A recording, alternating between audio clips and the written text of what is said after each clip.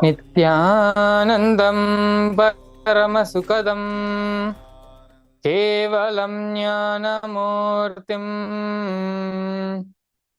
Dvandvadhitam Gagana Sadrisham Tattvamasyadhilaksham Ekam Nityam Vimalamachalam Sarvadhi Sakshi Bhutam Bhavadhitam Trigunarhitam Sadgurum Tam Namami.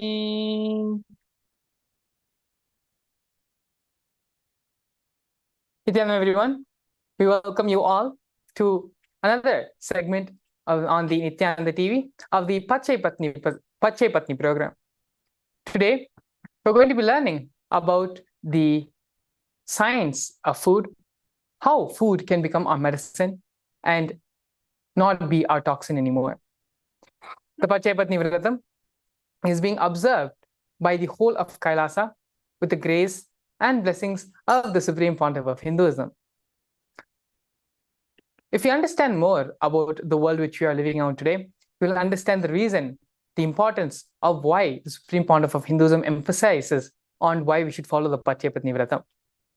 The Pacchai Pattini Vratham is followed and observed by Devi Parashakti herself, Mariamman, for the purpose of raising the superconscious energy of every individual and the humanity as a whole.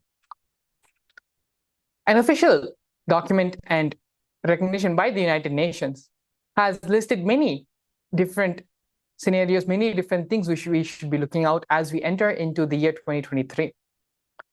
Being the fourth year since the advent of the COVID-19 pandemic, the after effects and the side effects of the COVID-19 are still being faced and are still part of our day-to-day challenges.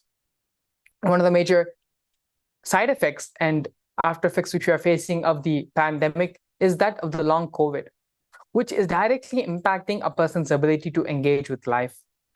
Long COVID has rendered people unable to engage with school, with work, relationships, and its effects last for a month at a time. Fundamentally, your ability to relate with others is rendered unable, is rendered not possible anymore because of the long COVID. Another important aspect of our life is our mental health. And since its global attention had been brought to mental health in the year 1990, the mental health does not show any sign of improvement. And as we move further into the future, mental health has only been deteriorating since then.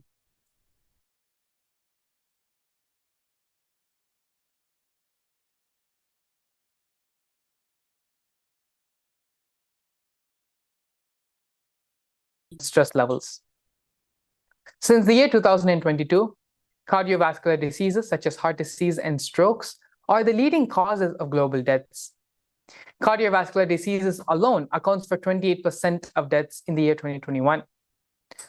Things like high blood pressure, high cholesterol, obesity, smoking, and pollution are all contributing factors to the increase in deaths by cardiovascular diseases. Global poverty has also seen a direct impact on worldwide health.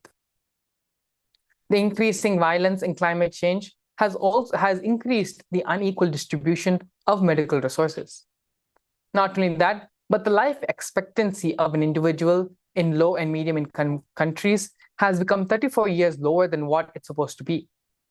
Mortality rate of children below the age of 5 has increased by 100 times. These are all the daily problems. These are all the sufferings of people living in low and medium income countries. Diabetes is another main cause for suffering in America, Central Latin America, and the Caribbean.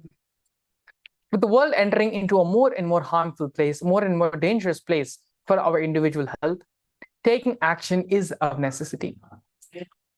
The Pacchai Pattini Vratham is an effort by the Supreme Pontiff of Hinduism to reach and accomplish the 17 sustained goals of the United Nations through the revival of the authentic Hinduism in the form of KAILASA, the first Hindu nation.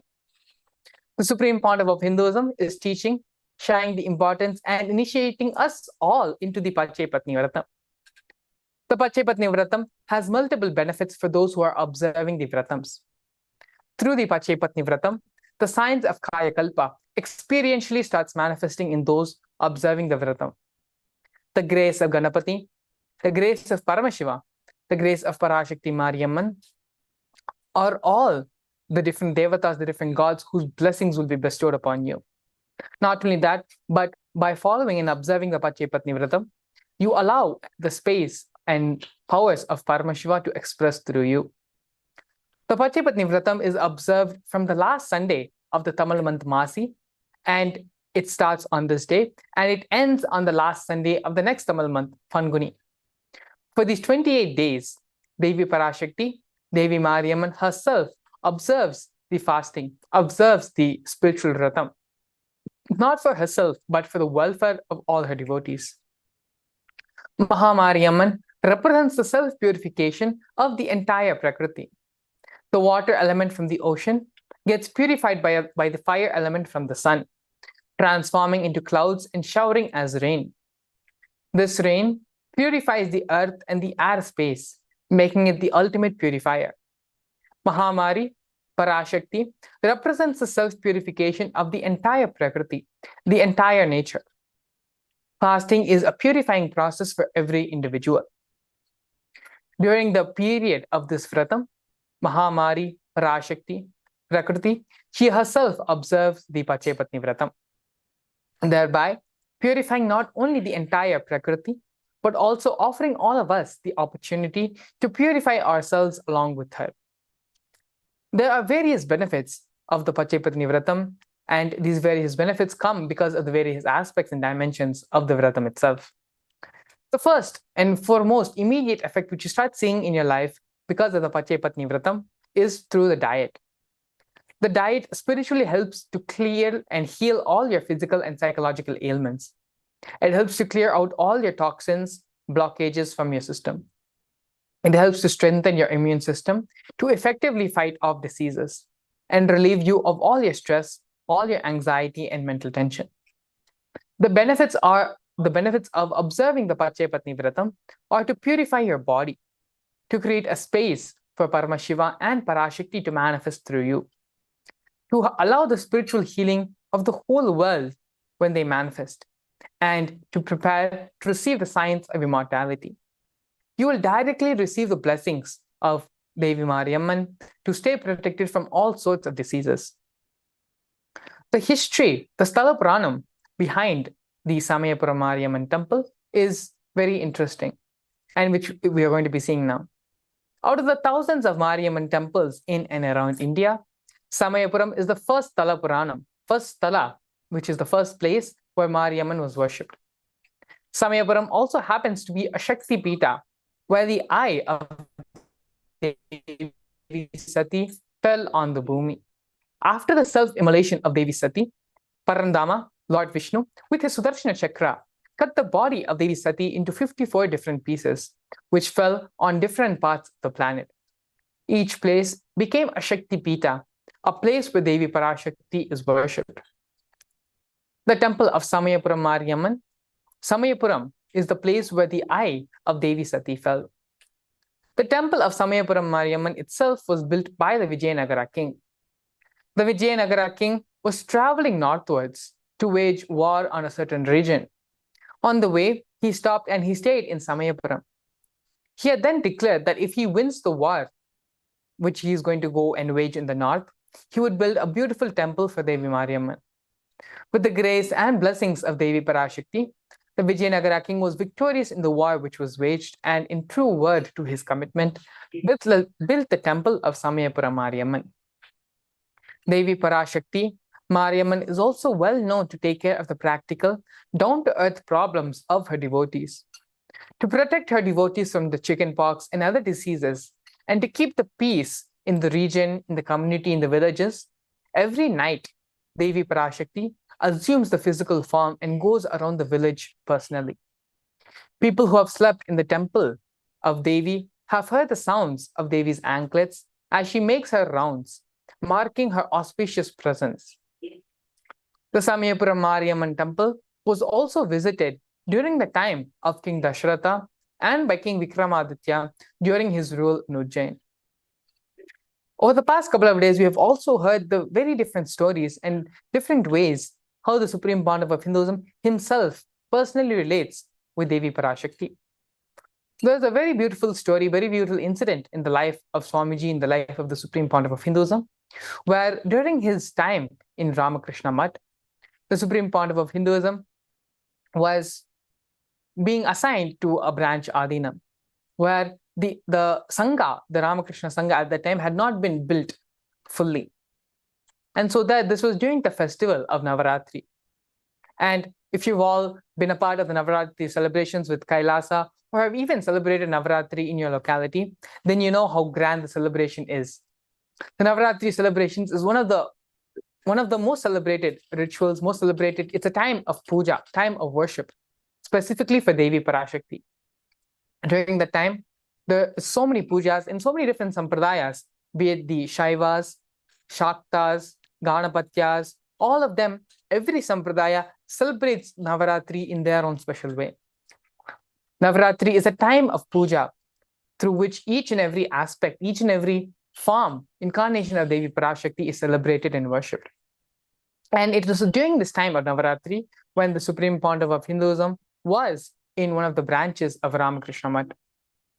During the Navaratri festival, the Supreme Pandava of Hinduism himself, not only he celebrated Navaratri festival in all the full pomp and in the full glory and with the full celebrative mood and festival, but also inspired the locality, the village in which the Supreme Pandava of Hinduism was there at that time, inspired all of them together to celebrate, come together and worship, have the worship of the Divine Mother. In the Bengal tradition, and in the tradition which is followed by Ramakrishna, by the Ramakrishna mission, the deity of Durga, Lakshmi and Saraswati is made out of the Ganga mud, which is the Ganga clay.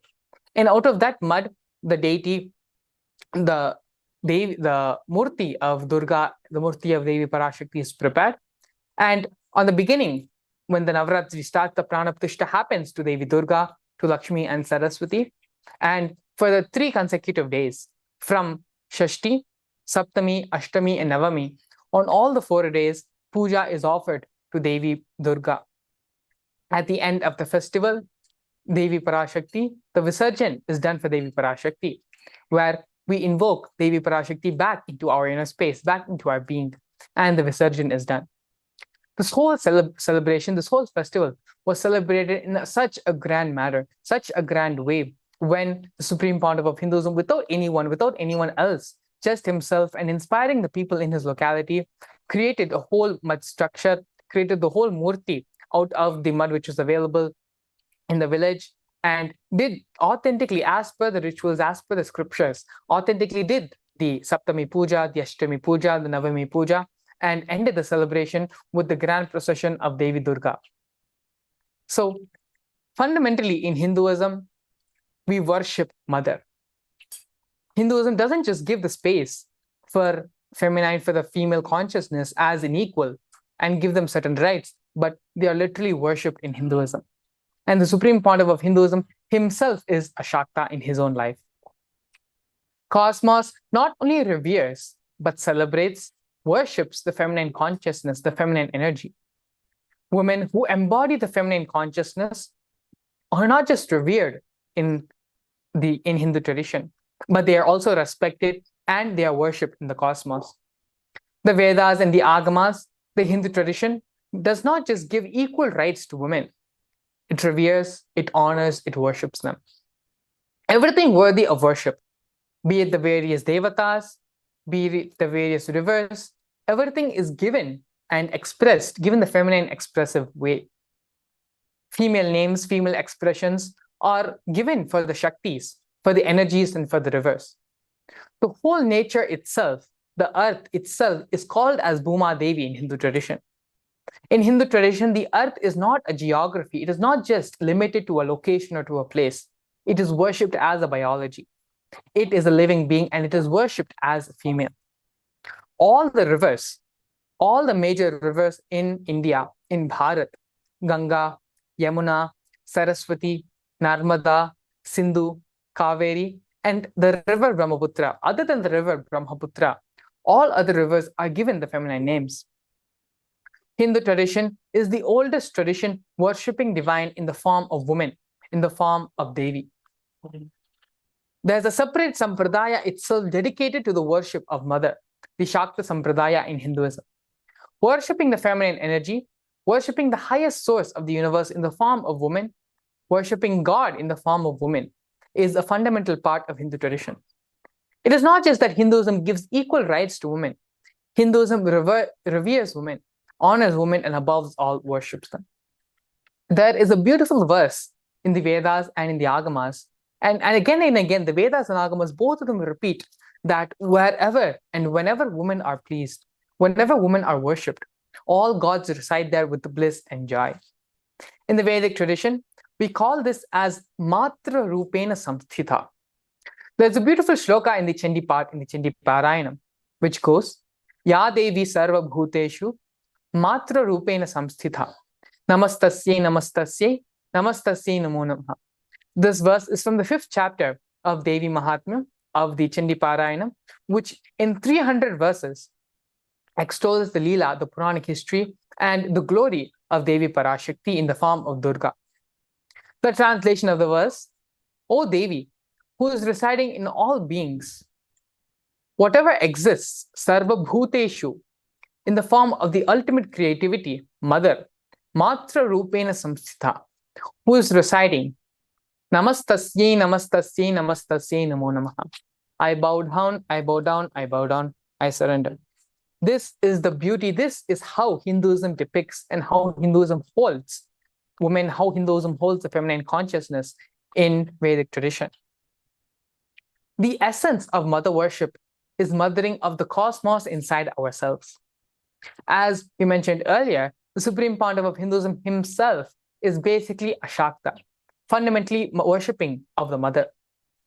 The supreme pontiff of Hinduism became enlightened itself by the Shakta tradition through the mother worship. Because when we are dealing with the mother worship, the bioenergy which we all are carrying, we have various levels of our body. The first is the muscle memory, which sums up all our daily habitual patterns, which becomes a part of muscle memory. Things like driving, like swimming, all of this becomes part of our muscle memory. All our patterns, engrams, samskaras, roots, those are our biomemory. And so our biomemory itself is given to us by our mother. Always the energy expression happens only through the mother worship. The energy expression happens as well through the other bhavas. Bhavas means the way we relate with the divine, the form, the feeling, the relationship we have with the divine. And so in all other bhavas, the energy expression does happen, but it takes a lot of time for the energy to express. Through the Matru Bhava, it makes the energy expression very quick and very strong. You may be in the body of a female. You may be in the body of a male. It doesn't matter. If you start mothering the cosmos inside of you, you will become the cosmic mother. But the mother worship is a different tradition of enlightenment. It is not based on any social law. The masculine part is always social based. The feminine part is always enlightenment based. So whatever religion you may belong to, explore the feminine worship part of that religion. The first and foremost relationship which we have in life is that of our mother. Our ability to learn, our idea to relate with others starts with mother. How to relate starts with mother. Your ideas to relate, your ability to relate starts with your mother. The mother's contribution in your life happens either by doing something or by not doing something. Those who have lived around their mother till the age of 14 are extremely fortunate and extremely blessed. Because till 14, if you have had your mother living around you, living with you, then you know how to connect with the Divine Mother. You don't need a separate lesson to connect with the ultimate feminine consciousness. In Hindu tradition, in the Hindu Sampradaya, there are various attitudes, various bhavas, various techniques, methods to connect with the divine, to connect with the higher consciousness. But nothing like the Matru Bhava to connect with the divine. The unique contribution to the spiritual consciousness from the Vedic tradition is that of the sacred feminine worship, making the sacred feminine worship as the mainstream tradition in Hindu tradition. Even if everything that the Vedic tradition gave becomes lost to all of us due to some tsunami or some earthquake. If this worship of one is retained, then everything else which Hinduism can offer to the world will be revived. Because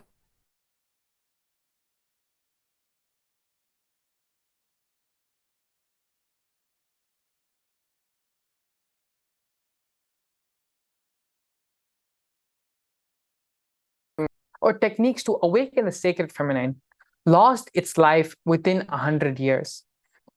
One of the greatest things which happened in the Ramakrishna mission was that Sharda Devi was included in the main worship altar. And within hundreds of years of Ramakrishna's mission organization was created. They found out that the important component which they were missing, and they added it, making sure that Ramakrishna mission is going to be there forever. Same way, in the tradition of Ramana Maharishi, the place was given for Ramana Maharishi's mother. We should all understand that unless the place, the representation for the sacred feminine energy is given, neither can the techniques to awaken the sacred feminine energy can happen, nor enlightenment can happen to us, nor can it be transmitted to other people. Mother worship is a vital part of the Vedic tradition through which the enlightenment energy manifests.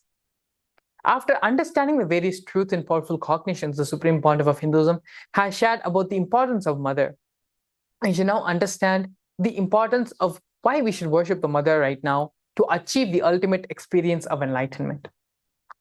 Right now, many of us are following and observing the Pacchai Pattini Vratham.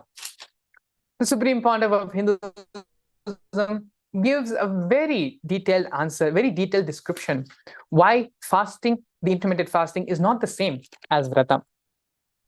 The Supreme Pontiff of Hinduism shares the reason why Vratham is not the same as intermittent fasting and why Vratham works on our being. We have results with the Vratham and why we don't see the same results with the intermittent fasting.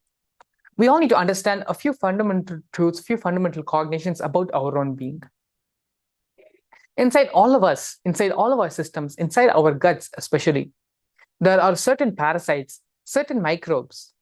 And these parasites and microbes send signals to our brain. And when these parasites and microbes send signals to our brain, it overpowers all other rational thinking, all other logical thought processes, and whatever the impulse is which is being sent by these parasites, by these microbes. That is what, like a slave, you just follow whatever is being dictated by your microbes and by the parasites. And so this is why people who are suffering with various addictions, various problems, especially food-related problems, problems related to addictions, where after having a certain where certain things in your life, certain visuals, listening to certain music, certain stimulations, when these instigate and stimulate your parasites and microbes which are there in your body, you only realize the harm you're doing to yourself only after you do that. For those who are completely addicted with food, even the smell of the dosa or the smell of the chutney is enough to trigger the parasites, to trigger those microbes and make you to eat it, even though you would have decided and would have had a strong conscious will, strong sankalpa to do the fasting, strong will to do and to reduce weight. But as soon as you see certain food items, your microbes, your patterns take over. And only after you finish eating, you realize the mistake which you've done. This is the problem with intermittent fasting. Because unfortunately, our conscious individual will is not powerful enough to overcome the parasites, overcome the signals being sent by the parasites and by the microbes. And so that is why Vratham is given. Vratham does not rely on the effect of your conscious individual will with the will of the divine, with the will of Paramashiva, of Parashakti, which makes your sankalpa, your individual will, into the Shiva sankalpa. And it is through this feeling connection, through this relationship with Paramashiva, with the Supreme Pontiff of Hinduism, with when the divine aspect of divine is added to the individual will, Mama Sankalpa becomes Shiva Sankalpa, and our reality is simply manifested. This is the major difference between our individual conscious will and the will, and why the Vratam needs to be observed. Because through the Vratam, it is not just your will alone which is at play here. Your will combined with your feeling connection, the power, the umbilical cord you have with the divine, that strength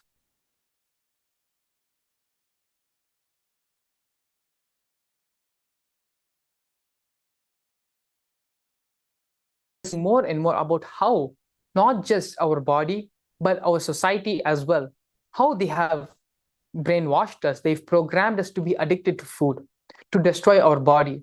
And because of the destruction of our own body, become hooked to the pharmaceutical industry and pharmaceutical market as well.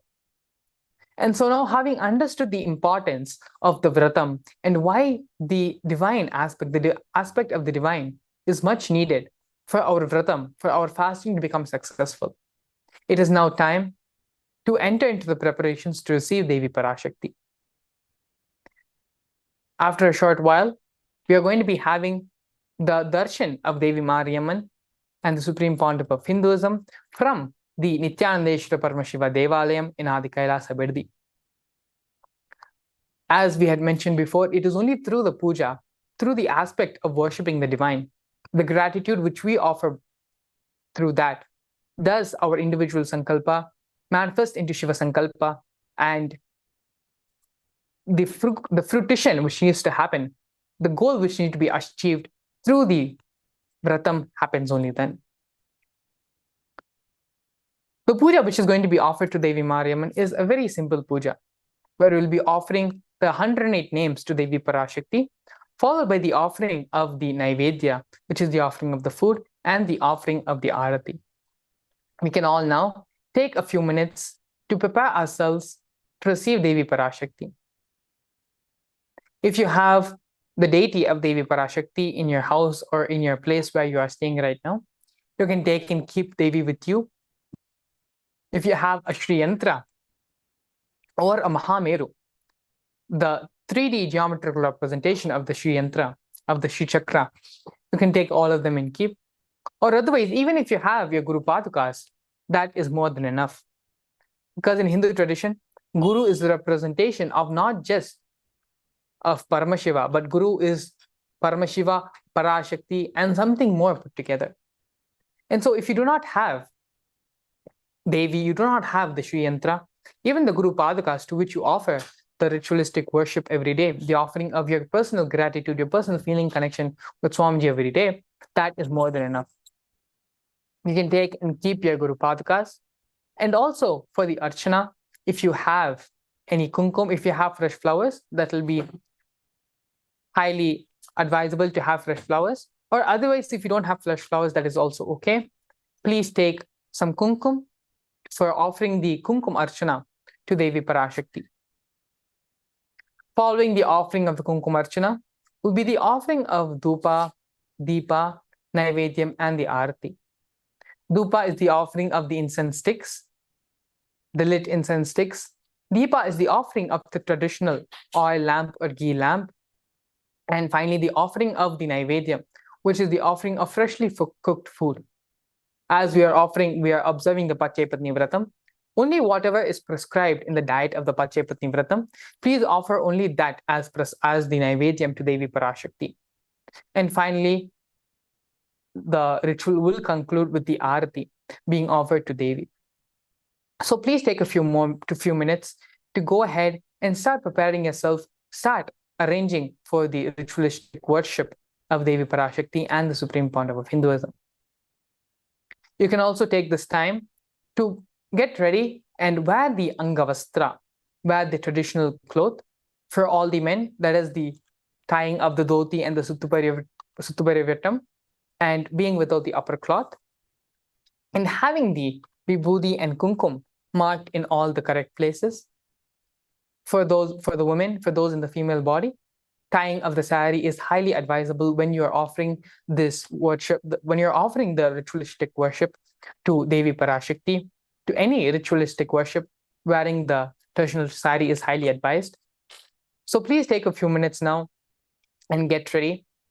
As we enter into the next segment, We're going to be going through a meditation process, a guided meditation process, which will be instructed to us directly by the Supreme Pontiff of Hinduism himself.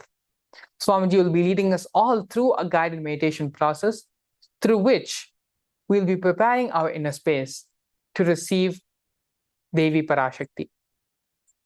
So please take another few more minutes. We're going to be starting the meditation to receive Devi. So please take a few more minutes and arrange and gather whatever is needed for the ritualistic worship of Devi Parashakti. You can now take a few minutes and gather and get ready for that. Again, if you don't have a photo, if you don't have Devi there as a deity or as a Shriyantra, that is perfectly all right. Your Guru Padakas itself are a representation of Guru, who are the embodiment of Paramashiva and Parashakti. So please take and keep your Guru Padakas as well, which you can directly offer the worship to. If you have fresh flowers in your locality, that is great. Otherwise, you can also offer the kumkum, which is the processed turmeric, and have that as part of the archana. For every name of Devi which is going to be offered, take just a pinch of kumkum and offer it to Devi Parashakti as a part of the archana. So please take a few more minutes and get ready. Very soon we're going to be entering into the meditation process.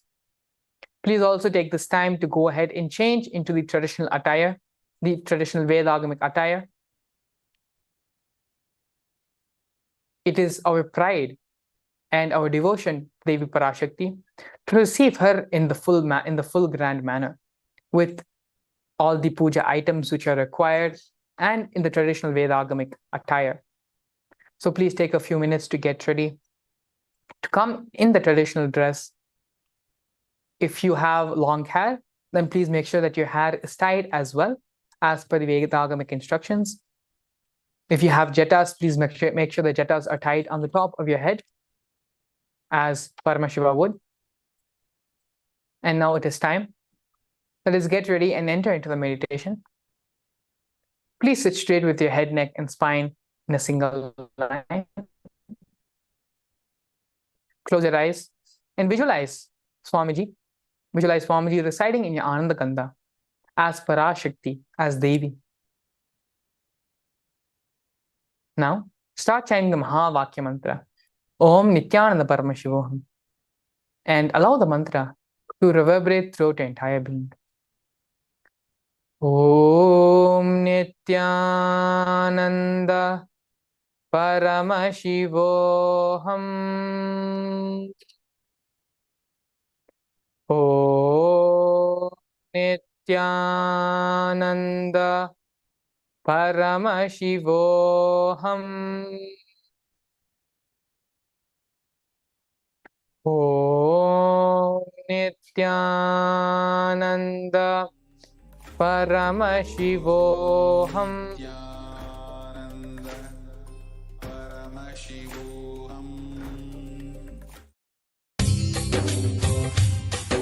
स्वभावचिन्मयानन्दं कृपापूर्णं जगत्पतिं हरिषड्वर्गजेतारं नित्यानन्दगुरुं भजे सदाशिवसमारम्भां शङ्कराचार्यमध्यमाम् अस्मदाचार्यपर्यन्तं वन्दे गुरुपरम्पराम्.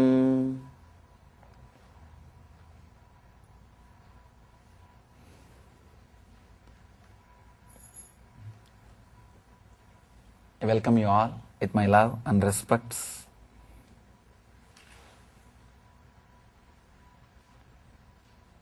I am happy to announce that we are inaugurating Nithyananda Vedic Sciences University on November 9th.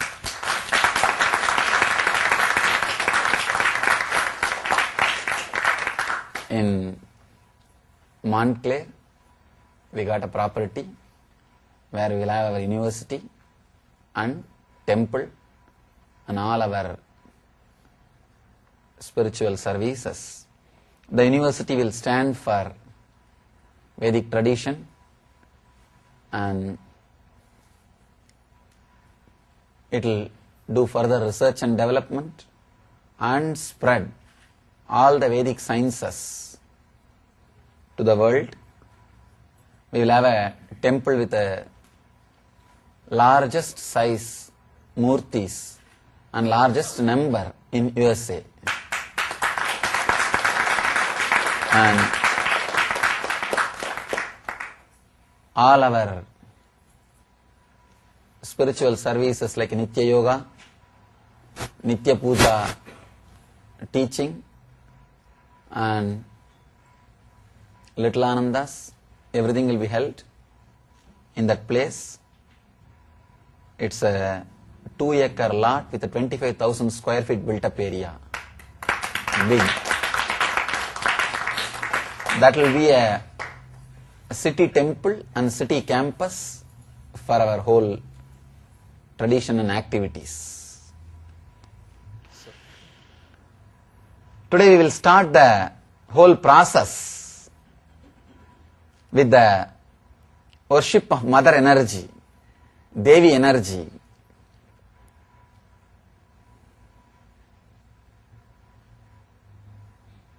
On November 9th, Deepavali Day, we are going to have the inauguration. So now, I can say today is the beginning of the new energy for the whole new work. Before entering into the Sri Vidya Puja, I just wanted to say a few words on Sri Vidya. The Vedic Rishis have created different kinds of techniques, methods,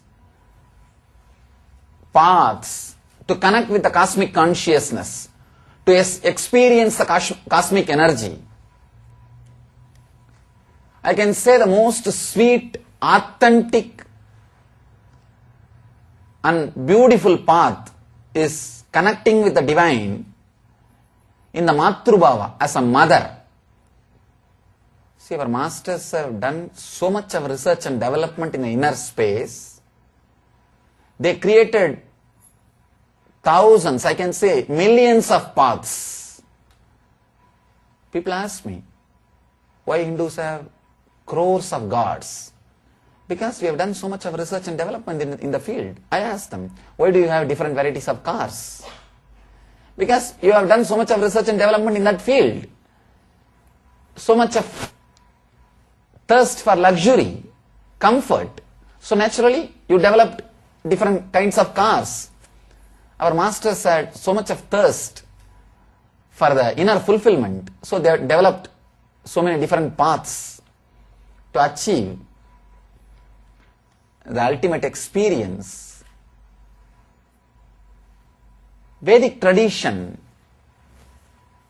offers millions and millions of paths to achieve the ultimate consciousness, enlightenment. The path of relating with the existence in the form of mother is such a sweet, divine path. I can say this is the most easiest path. And straight away you can start connecting. Everybody, even if you have not lived with your mother, you will carry the feeling, that beautiful memory or the idea of mother-son relationship. Even if you never lived with your mother, you would have had enough of ideas from others how a mother-son relationship will be. The inner space can easily connect with the divine if you connect with the divine in the form of mother and son relationship. It's very easy to relate with the divine in the form of mother. We call it in Sanskrit Matrubhava. We call it Matrubhava.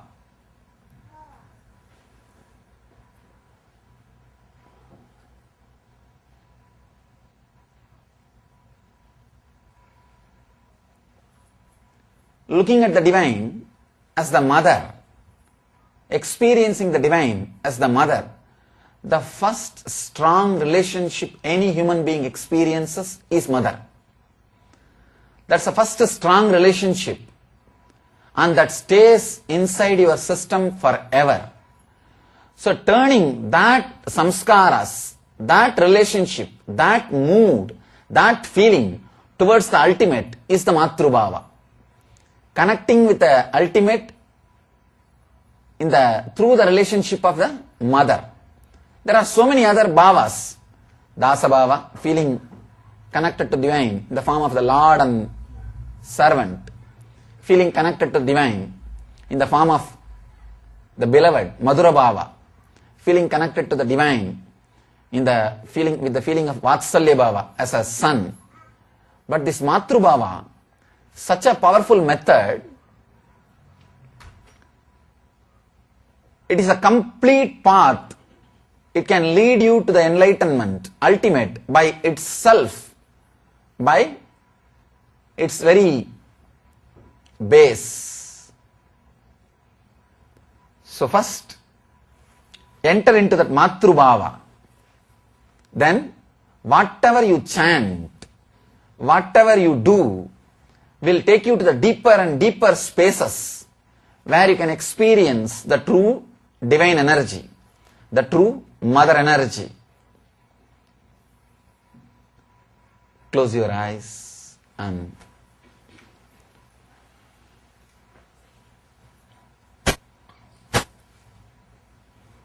inhale and exhale as deeply as possible, as slowly as possible. Feel your Manipura chakra, navel center. Remember your physical mother who gave you this body.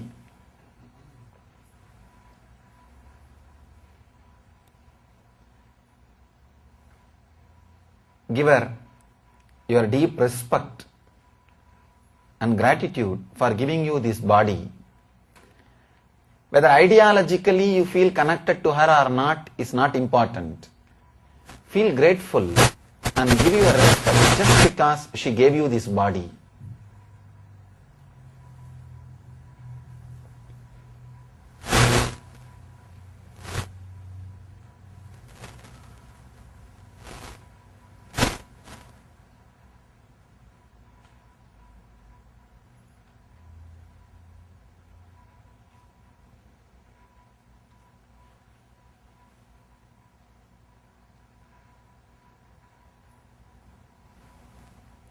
Feel connected to her. She is the gate through which you will start feeling the mother of the universe. First feel connected to your mother who gave you your body, the body in which you are residing.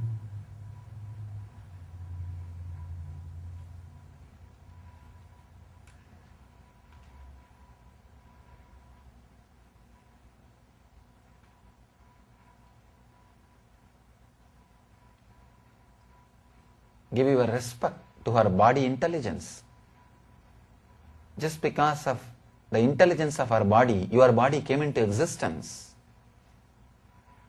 So thank her. Thank her body intelligence, which gave you beautiful body in such good shape.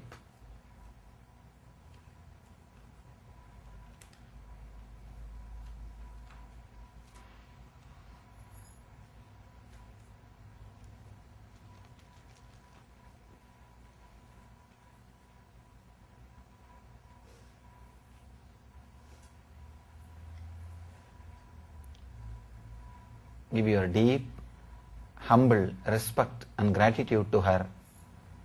Offer it at her feet consciously. Let your inner space be filled by her and your deep, loving feeling towards her.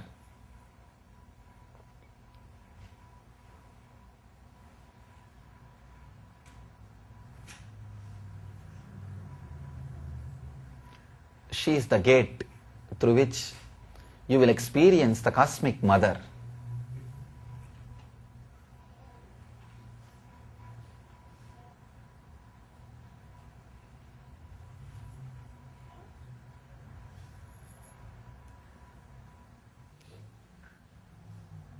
Today I want all of you to understand the whole tradition of Sri Vidya.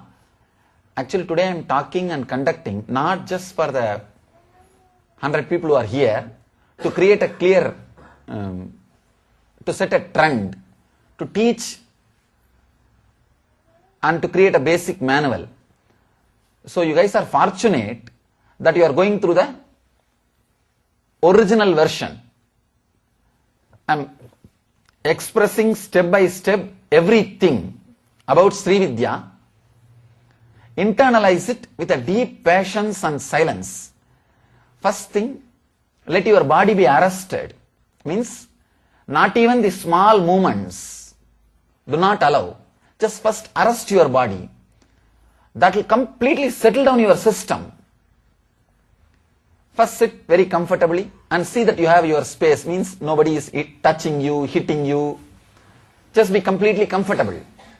If you really can't sit on the ground, you can get your chair. You can get your chair. Maybe this last row we can dedicate it to the people who can't sit on the ground. You can have your chair and you can have one more chair and have the yantra on that. Anybody who feels you have the puja, you are doing puja and you have yantra, but you can't sit on the ground, you can sit on the chair. Come asanam, where you are comfortable and steady, is the seat. This is the first thing you need to do for Sri Vidya. Having comfortable and steady seat, where your body movements are arrested, where you don't need to move this way and that way, where at least for next 1 hour, you are completely comfortable. Even if you don't know who is your mother, even if you never lived with her, from the day one, even if you are separated from your mother, the subtle connection through umbilical cord, through your navel chakra and her navel chakra continues to exist till you leave the body. And there are millions of not only the Vedic stories and references, even thousands of scientific researchers are proving the mental state of the mother continues to work on you positively or negatively till you become enlightened or leave the body. Understand? Only when your umbilical cord connection starts connecting with the cosmic mother, your physical mother connection stops existing. Means till you become enlightened, you continue to connect with your physical mother. The mother relationship is natural. Father relationship is societal. I think in the modern day society, the father is going to lose his place, especially after the sperm banks. You don't need a father. Injection is more than enough. Because it is a societal relationship. But mother is a natural relationship. In the Vedic tradition, you carry the mother's name. Only after Western invasion into India, they started carrying father's name. The Gotra is transferred in Rigveda based on mother. Only in Yajurveda, means the later day, they started doing it with the father. The whole tradition, the whole true knowledge or the whole experience can be achieved, traced back, if you can catch the mother energy. If you can touch the mother energy, you continue to retain the connection with the mother, even if you have not seen her or lived with her. Now we are using that same connection, that subtle connection, to connect with the cosmic mother. Understand?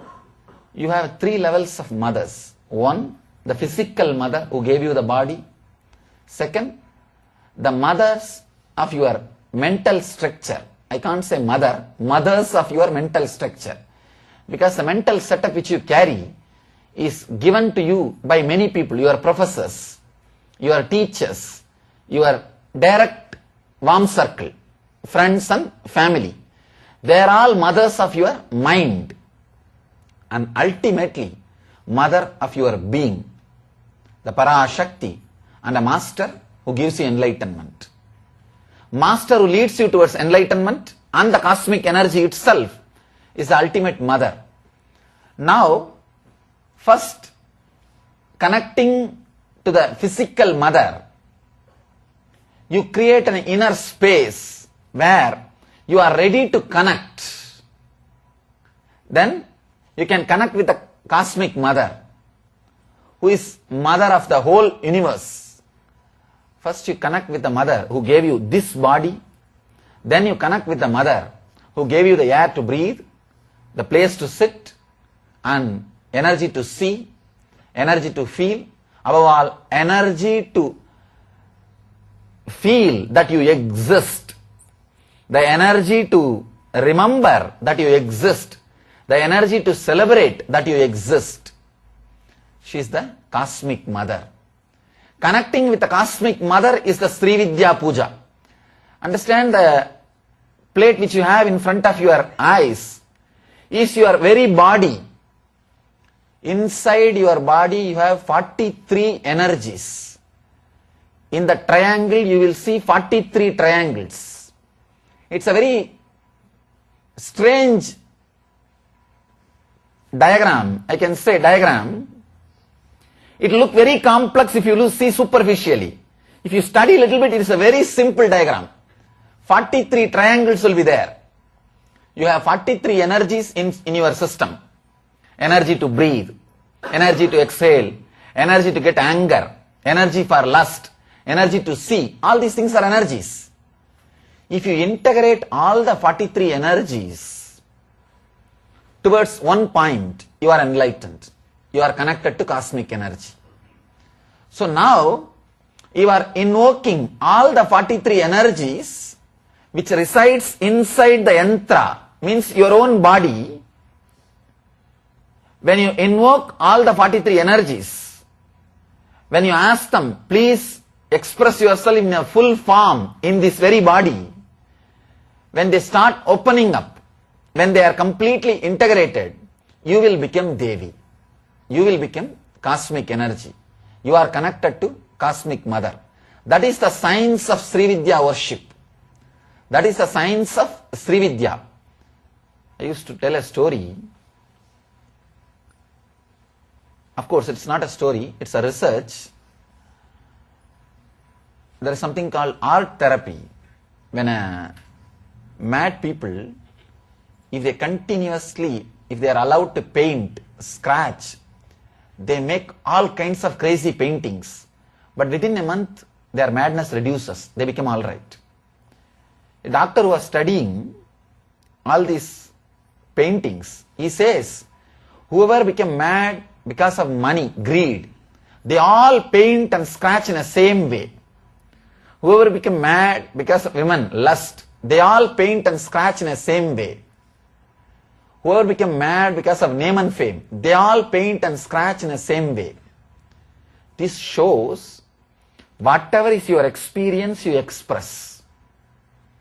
And another one funny thing is the doctor who studied all these things became mad. Not true. Means what? Whatever you are, if you are contemplating or meditating on the expression, you achieve the same experience. The same experience happens to you. Two things. Whatever is experience is expressed in the form of art. If you intensely concentrate on the expression, you experience the same thing which the person experiences when he expresses. These two you need to understand. Now, the diagram which you have in front of you, the artwork, is the expression of enlightenment. If you meditate, concentrate, contemplate on it, you will achieve the same inner space. Anybody who concentrates on the yantra, which is expressed by an enlightened being, will experience the same enlightenment experience, same inner space. So throughout the puja, take care, your eyes do not move this way or that way. Keep your kumkum in a very restful way. Let your hands be in a completely restful way, where you don't need to move your eyes this side and that side, where you don't need to move your body this side and that side. Let your eyes be completely fixed on that yantra. Just completely in a very relaxed way. You don't have to concentrate. You don't have to irritate yourself. You don't have to frighten yourself in a very relaxed way, very loving, very caring way. How you will look at a rose, how you look at a child. Same way, look at that yantra in a very relaxed, very deep, very loving way. Your very mother energy, the energy out of which you came to exist, energy out of which you happened, is there. So the yantra represents all the 43 energy which is inside your system. The yantra is actually representing cosmic counterpart of your energies. You have different energies in your system. The planets can be called as cosmic counterparts of you. Different planets, different energies which are in the cosmos, which is your counterpart, is represented by the yantra. It is an expression of an enlightenment. So when you meditate on it, you will have that same inner space. You will achieve the same inner space of enlightenment. So look at the yantra in a very loving, caring, deep, respectful way, with a gratitude.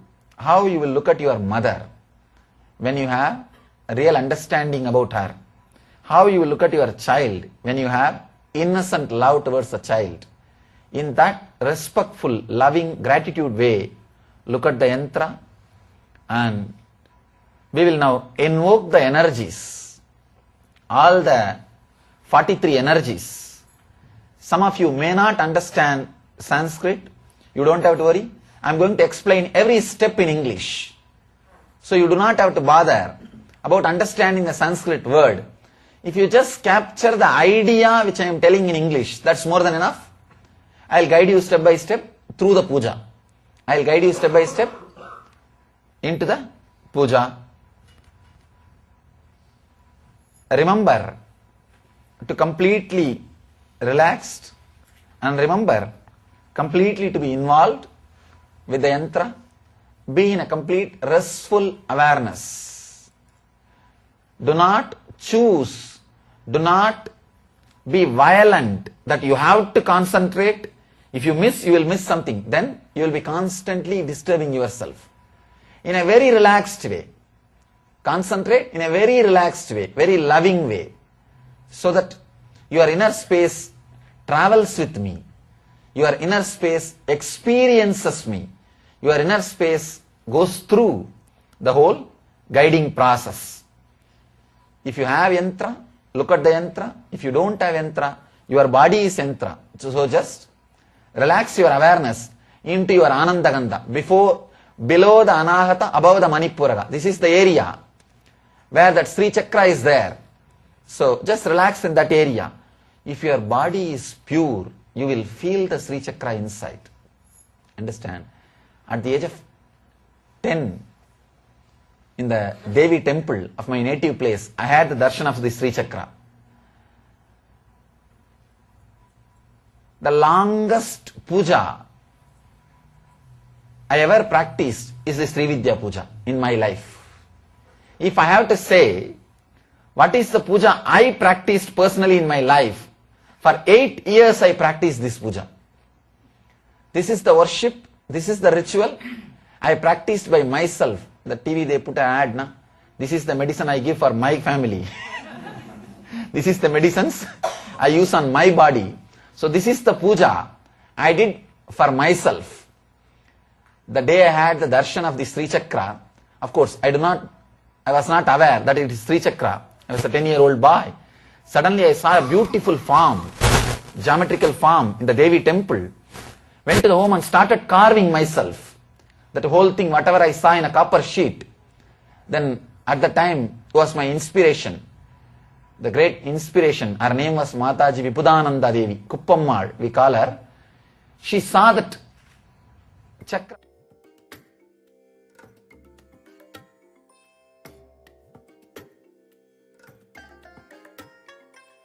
I bless you all. Let you all open all your 3 eyes and manifest the powers of Mahasadashiva. Om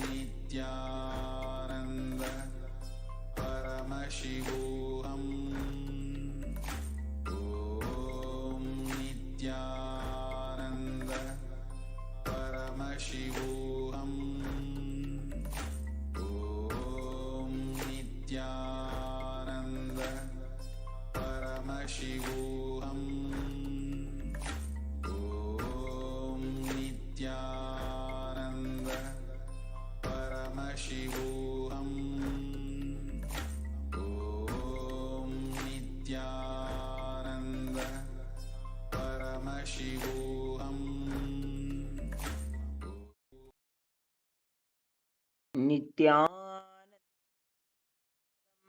केवलं ज्ञानमूर्तिं द्वन्द्वातीतं गगनसदृशं तत्त्वमस्यादिलक्ष्यम् एकं नित्यं विमलमचलं सर्वधी साक्षिभूतं भावातीतं त्रिगुणरहितं सद्गुरुं तं नमामि नित्यानन्देश्वर परमशिवसमारम्भां नित्यानन्देश्वरि परमशिवशक्तिमध्यमां नित्यानन्दपर्यन्तां वन्दे गुरुपरम्परां ललाटे त्रिपुण्ड्रे निटिलकृतकस्तूरीतिलकः स्फुरन्मालाधारस्फुरितकटिकौपीनवसनः दधानो दुस्तारं शिरसि फणिराजं शशिकलां प्रदीपः सर्वेषाम् अरुणगिरियोगी विजयते।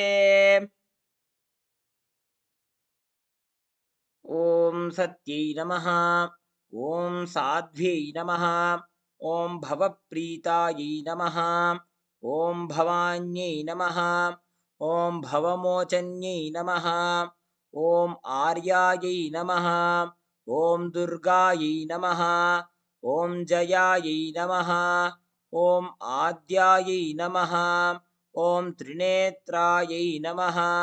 ॐ शूलधारिण्यै नमः। ॐ पिनाकधारिण्यै नमः। ॐ चित्रायै नमः। ॐ चण्डघण्टायै नमः।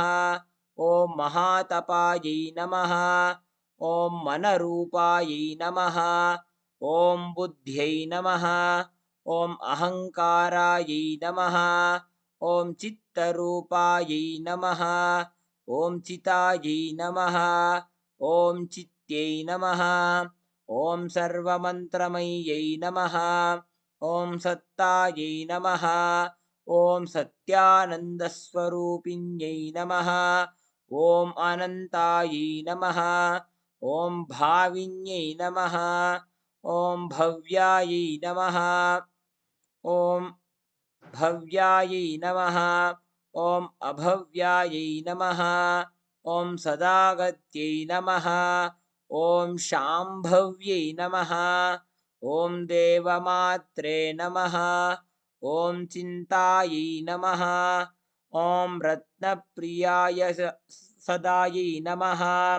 ॐ सर्वविद्यायै नमः। ॐ दक्षकन्यायै नमः। ॐ दक्षयज्ञविनाशिन्यै नमः। ॐ अपर्णायै नमः। ॐ अनेकवर्णायै नमः। ॐ पाटलायै नमः। ॐ पाटलावत्यै नमः। ॐ पट्टाम्बरपरिधानायै नमः। ॐ कलमञ्जीररञ्जिन्यै नमः। ॐ अमेयविक्रमायै नमः। ॐ क्रूरायै नमः। ॐ सुन्दरायै नमः। ॐ सुरसुन्दर्यै नमः। ॐ वनदुर्गायै नमः। ॐ मातङ्ग्यै नमः। ॐ मतङ्गमुनिपूजितायै नमः। ॐ ब्राह्म्यै नमः। ॐ माहेश्वर्यै नमः। ॐ ऐन्द्र्यै नमः। ॐ कौमार्यै नमः। ॐ वैष्णव्यै नमः। ॐ चामुण्डायै नमः। ॐ वाराह्यै नमः। ॐ लक्ष्म्यै नमः। ॐ पुरुषाकृत्यै नमः। ॐ विमलायै नमः।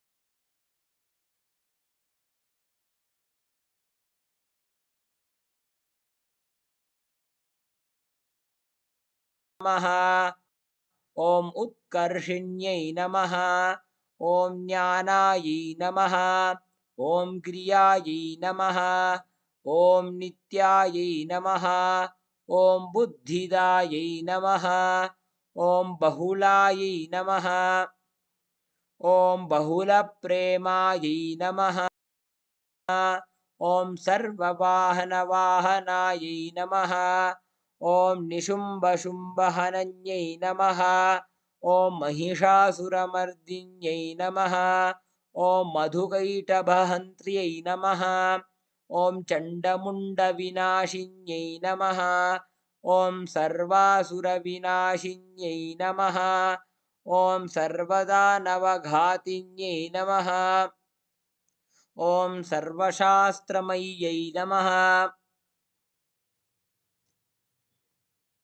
ॐ सत्यायै नमः ॐ सर्वास्त्रधारिण्यै नमः ॐ अनेकशस्त्रहस्तायै नमः ॐ अनेकास्त्रधारिण्यै नमः ॐ कुमार्यै नमः ॐ एककन्यायै नमः ॐ कैशोर्यै नमः ॐ युवत्यै नमः ॐ यत्यै नमः ॐ अप्रौढायै नमः ॐ प्रौढायै नमः ॐ वृद्धमात्रे नमः ॐ बलप्रदायै नमः ॐ महोदर्यै नमः ॐ मुक्तकेश्यै नमः ॐ घोररूपायै नमः ॐ महाबलायै नमः ॐ अग्निज्वालायै नमः ॐ रौद्रमुख्यै नमः ॐ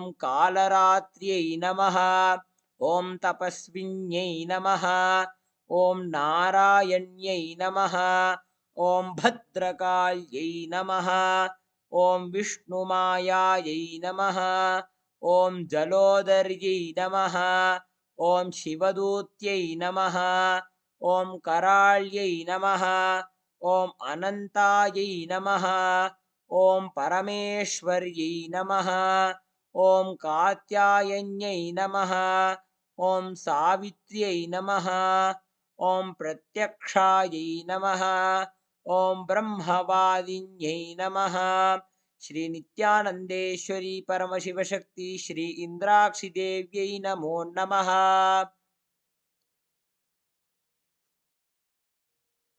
नेत्राणां दशभिष्यतैः परिवृताम् अत्युग्रचर्माम्बरां हेमाभां महतीं विलम्बितशिखां मामुक्तकेशान्वितां घण्टामण्डितपादपद्मयुगलां नागेन्द्रकुम्भस्तनीम् इन्द्राक्षीं परिचिन्तयामि सततं प्रत्यक्षसिद्धिप्रदाम्।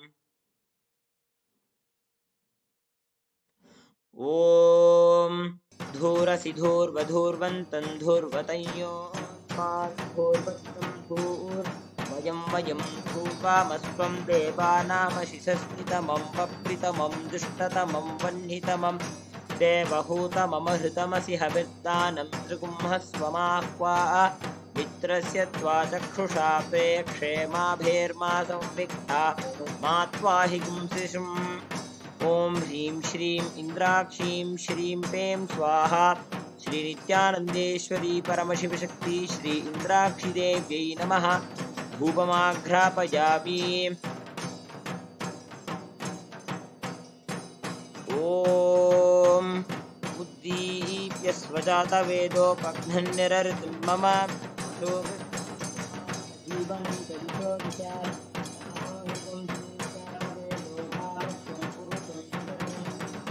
दग्न आगहि श्रिया मा परिपातय।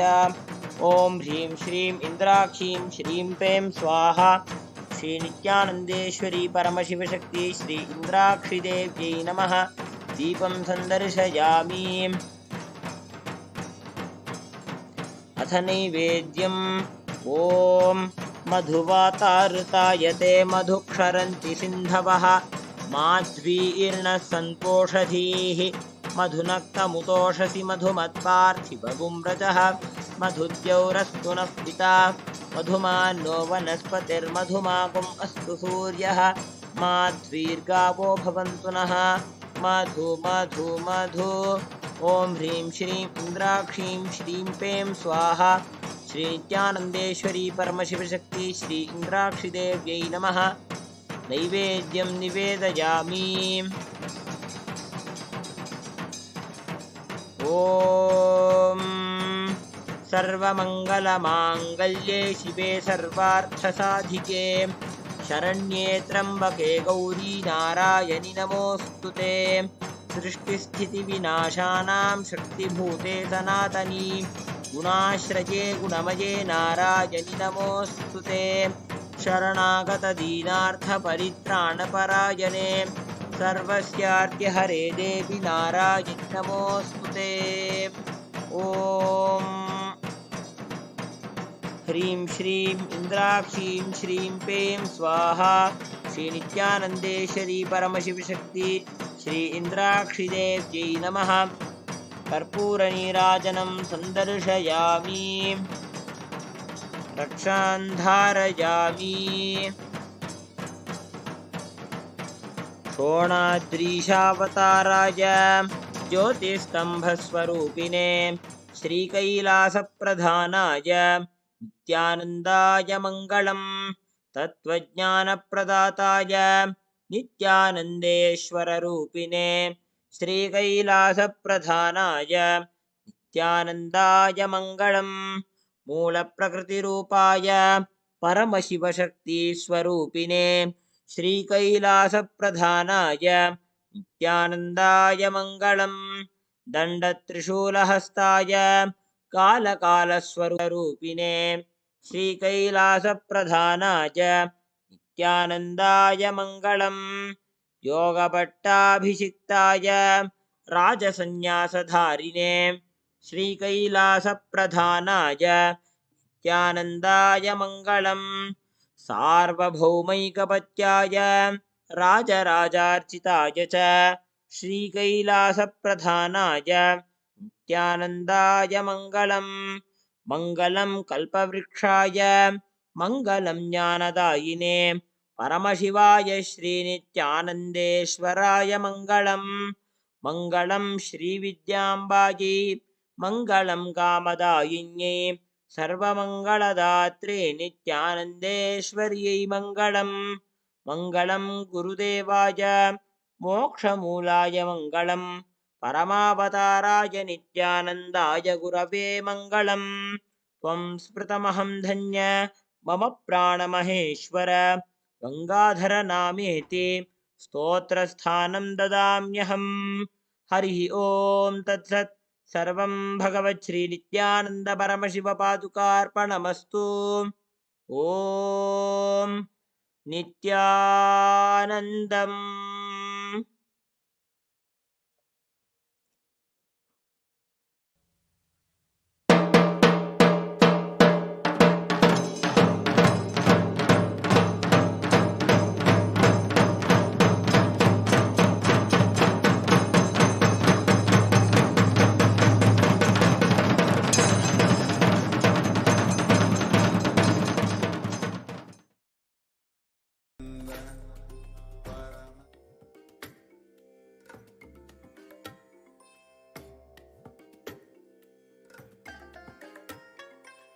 I bless you all. Let you all open all your three eyes and manifest the powers of Mahasadashiva. Om Nithyananda Paramashivoham. Om Nithyananda Paramashivoham.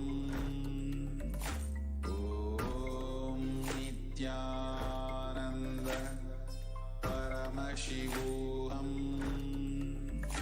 Om Nithyananda Paramashivoham. Om Nithyananda Nithyanandam, Paramashivoham. that was such a powerful darshan that we received from Devi Parashakti during the puja to the Mariamman. In the same space of oneness, established in the higher states of consciousness, in the state of bliss, let us enter into the power manifestation session for today. Today's power, which we are going to be manifesting, again comes under the body scanning. Today, we are going to be manifesting the body scanning for others, where we're going to be scanning any of the problems that they have had in their past. So any problems that they faced in their life from many years ago or any time in the past, you're going to be scanning those problems for them. And if they're suffering from any after effects of those problems, we are going to be requesting solutions to the supreme point of Hinduism, and we are manifesting the powers, and we're going to be revealing those solutions for them. This is a very exciting power that we are going to be manifesting today. So let us now get ready to manifest this power. Sit straight. Let us get ready now. First thing you're going to be doing is calling the other person who you want to manifest this power for, and telling them that you're going to be manifesting this power. And to the person who you're going to be manifesting this power for, they should write down everything or any problem that they have had in their past, like whether they have had a fever or anytime they have had a fracture or anything that they have had anything to do with their body. Any physical problem that they've had in their body, they can write those things down, whatever they remember. And you are going to be manifesting the power of scanning the body problems that they have had in their past, in the history. So we're going to be manifesting this power. Let us take a few minutes to call anyone who we would like to manifest this power for, and let us manifest this power. We have a few minutes now to call who we want to manifest this power for.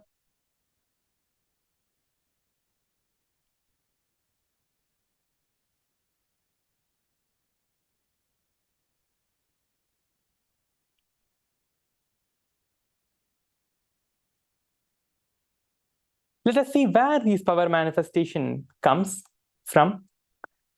They've been doing this body scanning power for the past few days now, and each one of us are having so many different various experiences and so many different manifestations that we are having when Swamiji is manifesting through our bodies. So let us now understand from where these powers are coming from. All the powers that we are manifesting, which Swamiji is initiating, the supreme point of Hinduism is initiating all of us into, are coming from the Agamas. In the Agamas, Paramashiva has revealed 463 powers, and each of those powers has a scriptural reference, has a Shastra Pramana. A Shastra Pramana means a scriptural reference where Paramashiva himself or any of the gods have revealed and has revealed that particular science. For example, if we are manifesting the power of body scanning today, that is a science revealed by Paramashiva himself. If we are doing the power of third eye reading, that is also a science revealed by Paramashiva himself. So all these various power manifestations or anything is revealed by Paramashiva himself directly, and that is called the scriptural reference, the Shastra Pramana. Next is the Apta Pramana, is where the rishis who have tested these signs on their own bodies and manifested these various powers of Paramashiva, that is called the Apta Pramana. Next is the Atma Pramana, the person who is initiating us into these powers, our Guru, the supreme point of Hinduism. He should have tested this power. Whoever is initiating us, they should have tested this power on themselves and manifested these, and then giving us the initiation and making it into our experience as a Sakshi Pramana. So let us first see the Shastra Pramana, which is the scriptural reference, from where this power of the body scanning is coming from. This power of body scanning is from the Vijnana Bhairava Tantra, Sutra 54 and Dharana 31.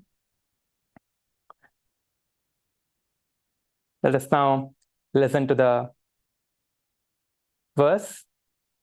Swadehe jagato vapi sukshma sukshma tarani cha tattvani yani nilayam dhyatvante vyajyate para.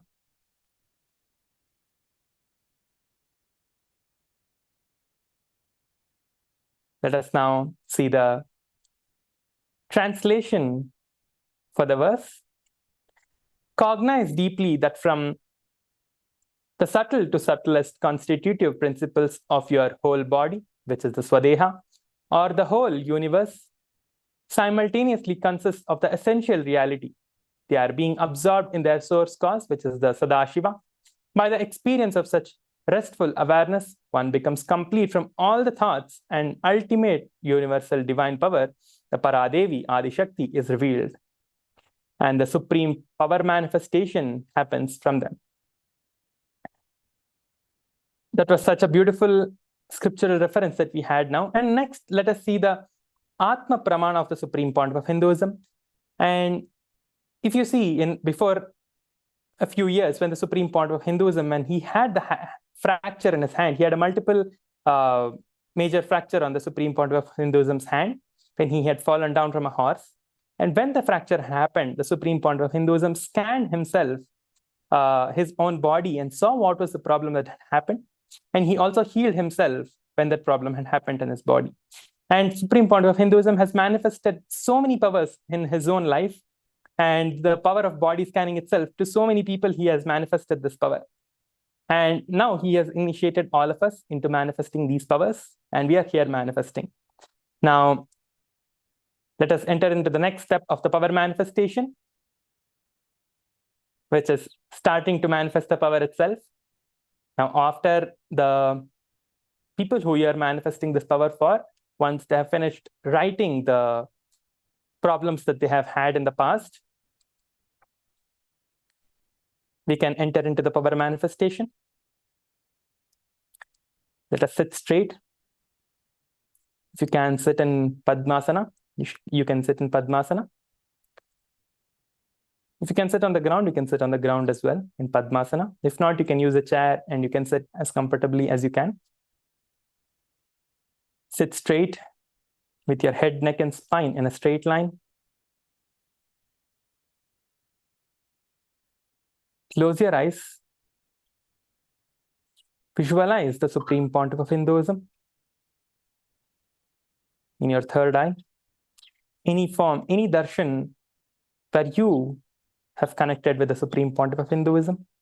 If this is the first time you're coming, you can visualize any form of the Supreme Pontiff of Hinduism.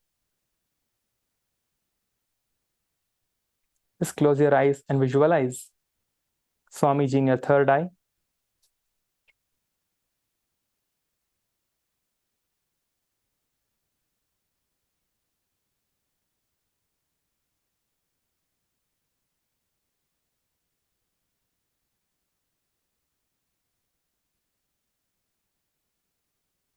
As you visualize, chant the Mahavakya.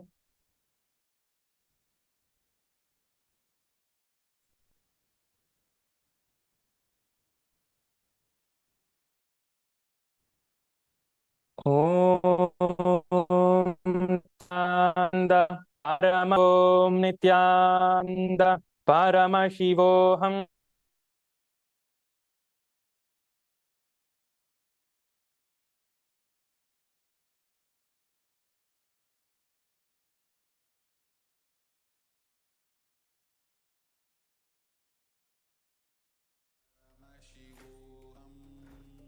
Supreme Pontiff of Hinduism, to show all the problems and any physical ailments that the other person has had in their life in the past. Request the Supreme Pontiff of Hinduism to reveal all of that to you. And everything that is being revealed to you, write it down in the paper, on the paper. You have 5 minutes to manifest this power. Write down everything that you see in your third eye. Do not have a self-doubt that this could be the problem, that could be the problem, or this might not be the problem of what that person is facing or has faced in their life. Do not put your logic into what Swamiji is showing to you. Everything that you are seeing is the manifestation of Swamiji happening in your body, in your life. Just let that manifestation to happen without applying any of your own logic, because when we apply our logic, the power manifestation does not happen. So just write down everything that you see on the paper.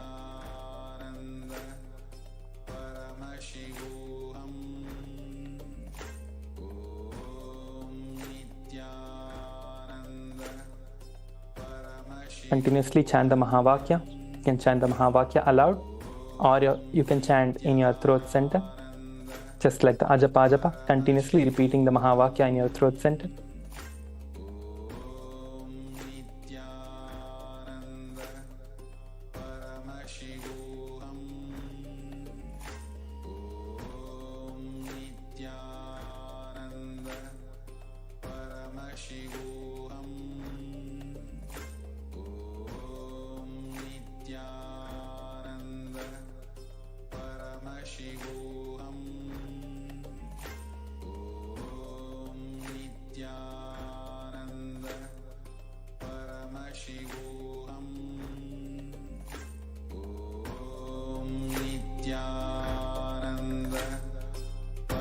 Paramashivoham.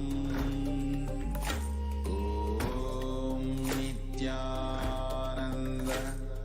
Paramashivoham. Om Nithyananda. Paramashivoham. Om Nithyananda. Paramashivoham. Make sure to sit straight when you're doing the power manifestation. You can use the photo of the other person if you have the photo of the other person. Or if you're on a call, you can do the video call and also do the scanning. If you remember the photo of the other person, if you know the face of the other person, you can keep that inside you, like in your inner space. And request Swamiji, the Supreme Founder of Hinduism, to reveal everything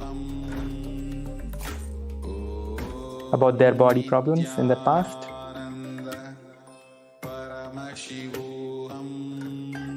We have 2 more minutes.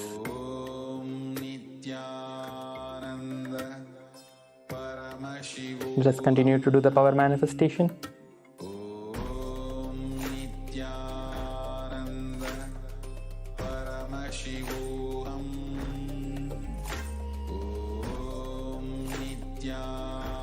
Continuously chant the Mahavakya in your throat center.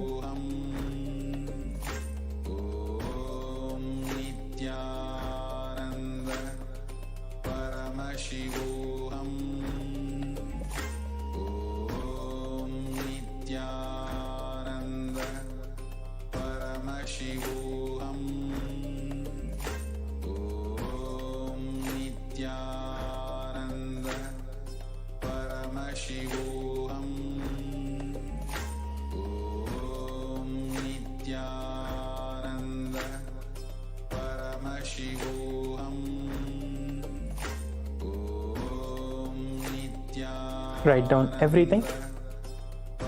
Do not miss anything. Do not miss writing down anything. Make sure that you're writing down everything that Swamiji is showing to you, is revealing to you in your third eye. After this, we are going to be verifying the revelations that we had from Swamiji and what the other person has had in their lives.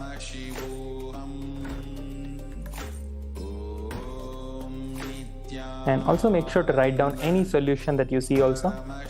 Any solution that you saw in your third eye for the problems that the other person is facing. Everything that Swamiji has showed you, make sure that you're writing down every single one of them.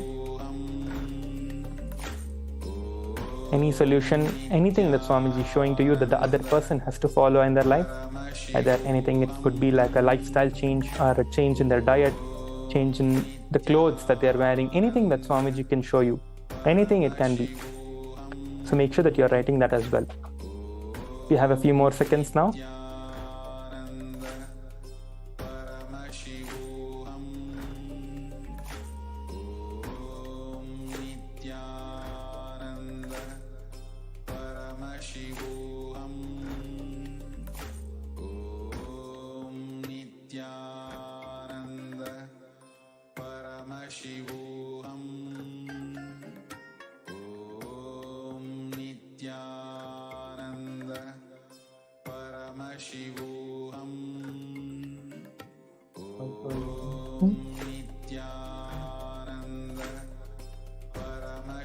Now, it is time to move on to the next segment, next step of the power manifestation.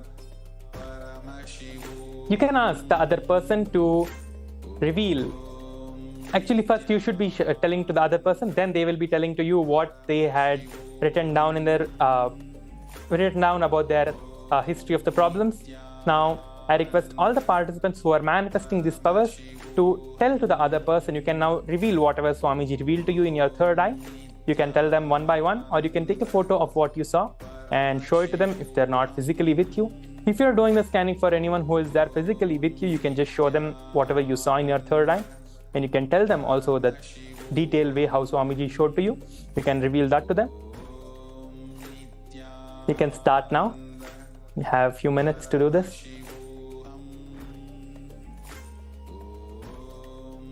As you're sharing, you can also take a photo of yourself doing the power manifestation, or you can ask someone else to take the photo and share of you doing the power manifestation.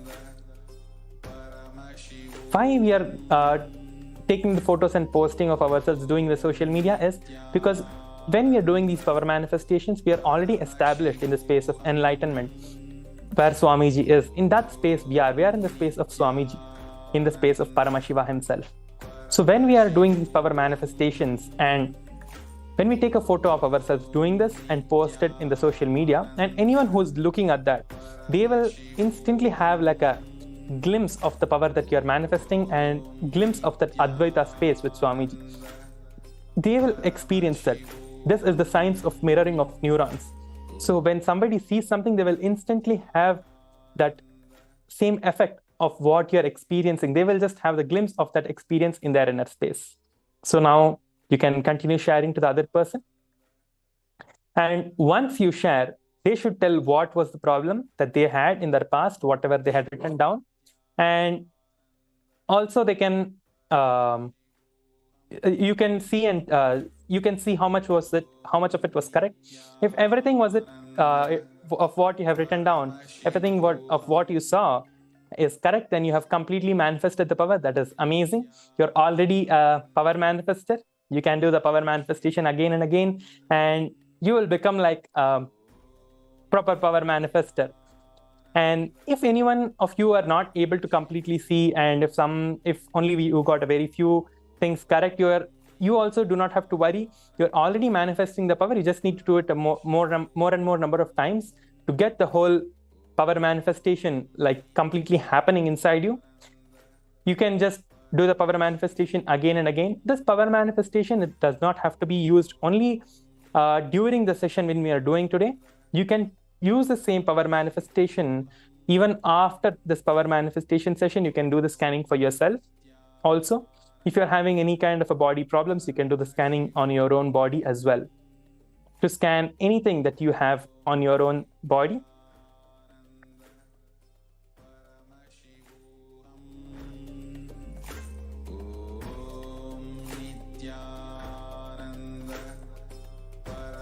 Now, let us start sharing our experiences on the social media. Go to the Facebook and you can start sharing your experiences over there. And also make sure to add the photos that you have taken. Whatever photos that you have taken of yourself doing the power manifestation, you can share those photos as well. And if you're okay, and if the other person who you are manifesting the power for also is okay, you can share the experience and also the details of what you saw in your third eye and what the other person had written down. If you're okay and the other person is okay, you can share this also on the Facebook. And when you're doing the Facebook and the social media sharing, you can use the hashtag PPV for the Pacchai Pattini Vratham. And for all the participants who are doing the Pacchai Pattini Vratham, it's been so many few days now since the Pacchai Pattini Vratham has started. You can also share your experience on how you are manifesting the Pacchai Pattini Vratham and what are the beautiful things and the amazing manifestations that is happening inside you with the grace and blessings of Devi Parashakti, Mariamman, the Supreme Pontiff of Hinduism himself.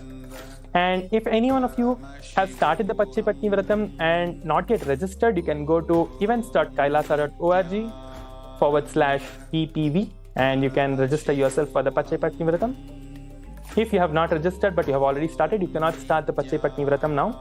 But if you have already started the Pacchai Pattini Vratham and you have not yet registered for it, you can register even now.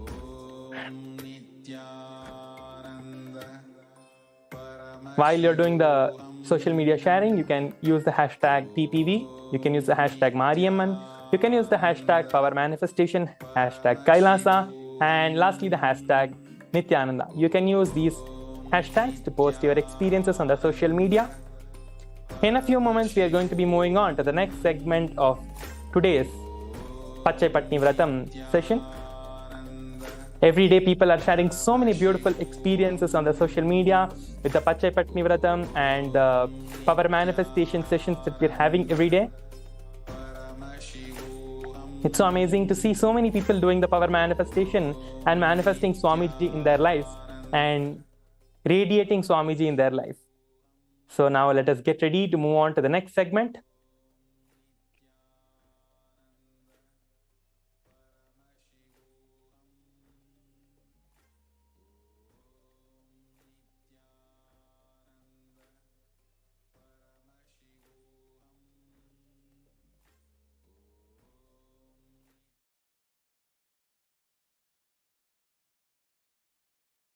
Many people ask me how to receive Devi's grace fully. Listen carefully.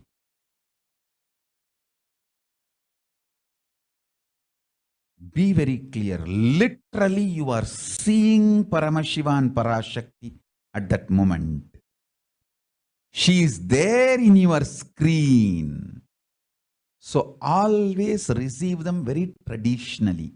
Keep 2 betel leaf, 1 banana, 1 betel nut in front of the screen. You watch Devi.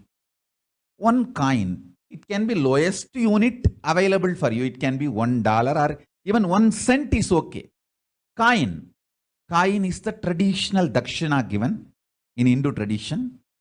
It can be lowest value. If you are in India, it can be 25 paise or 10 paise, or even if you get 1 paise coin, that is okay. If you are in US, it can be even quarter or even a cent. If you get a cent coin, that is also okay. Keep a coin. Coin is considered to be traditional dakshina. 1 betel nut, 2 betel leaf, 1 banana, 1 lowest minimum possible coin available for you. Offer that to Devi. That's the way the dakshina is offered traditionally. And after the darshan is over, do namaskar and eat that banana, betel leaf and betel nut. Take it as a prasadam immediately. That coin, collect, then send it to our temple, maybe the Los Angeles temple. You can send it. Keep minimum coin. I am not trying to monetize, please understand. You can keep 1 cent. But the traditional respect is giving some minimum coin. Especially women, Devi, when she comes,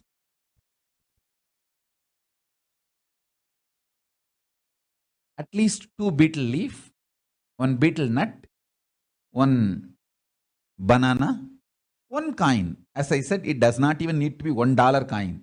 It can be even 1 cent coin. 1 cent is also okay. Whichever country you are living, the minimum denomination coin available, keep just 1 coin and offer it. After the darshan is done, eat that betel leaf and betel nut, banana.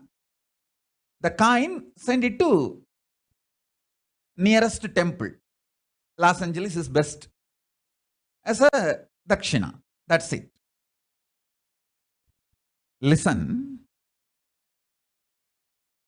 This betel leaf, betel nut may look too small, but once you start this, you will understand in few days how much it adds to your sentiment that really she is there.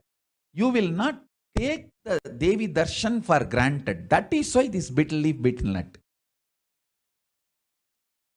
Listen carefully. Rituals will break your monotonous, unconscious mentality, lifestyle, and it will remind you and raise you to the powerful cognition. It will break your unconscious behavior. After 2-3 days, you forget you are having Devi in the screen from KAILASA appearing directly. This 2 betel leaf will remind you, hey, Devi is appearing on the screen. You are receiving her ritualistically. That is why I am saying, I am not even expecting you to keep $1. Keep 1 cent. So 100 days, if you see darshan, only then it will get added up into $1. I think 1 cent is, 100 cent is $1. That's what I think. I don't know the. So keep even 1 cent is okay. If you are in India, you can keep even 1 paise or 10 paise, whatever minimum coin available, you can keep. But this betel leaf, betel nut, banana, and this coin, don't forget. It can even be dry leaf, that is okay.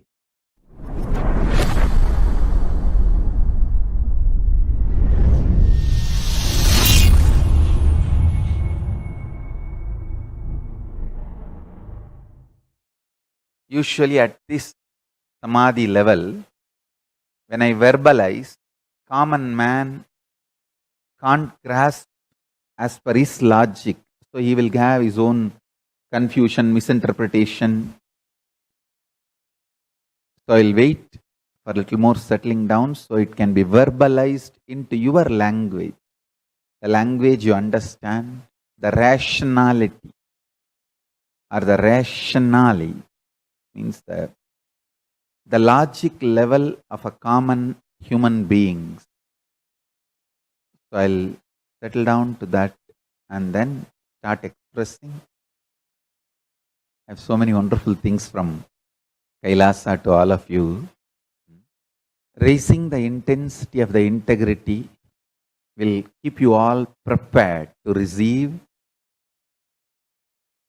this whole thing.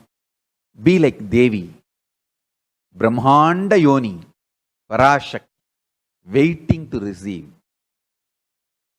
Be like Parashakti, you will receive Paramashiva intensely, beautifully. Remember yourself as Parashakti and wait to receive Paramashiva. Even this intense waiting, a deep passive waiting,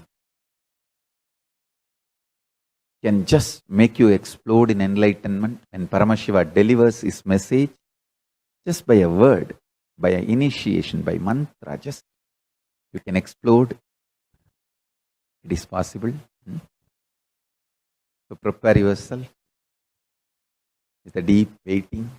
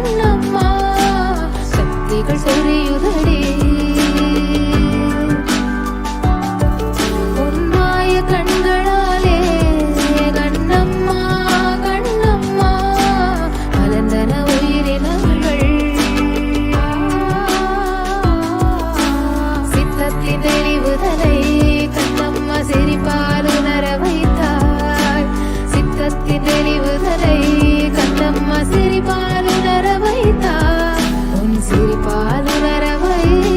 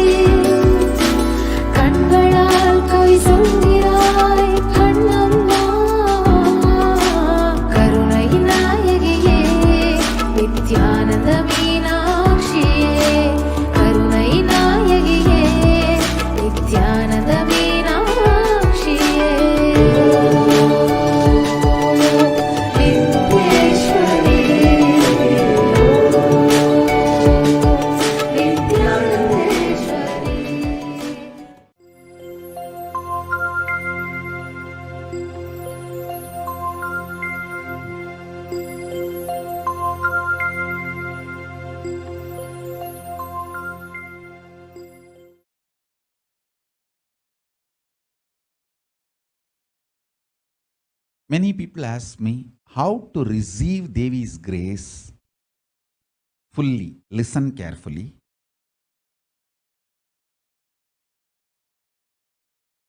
Be very clear. Literally, you are seeing Paramashiva and Parashakti at that moment.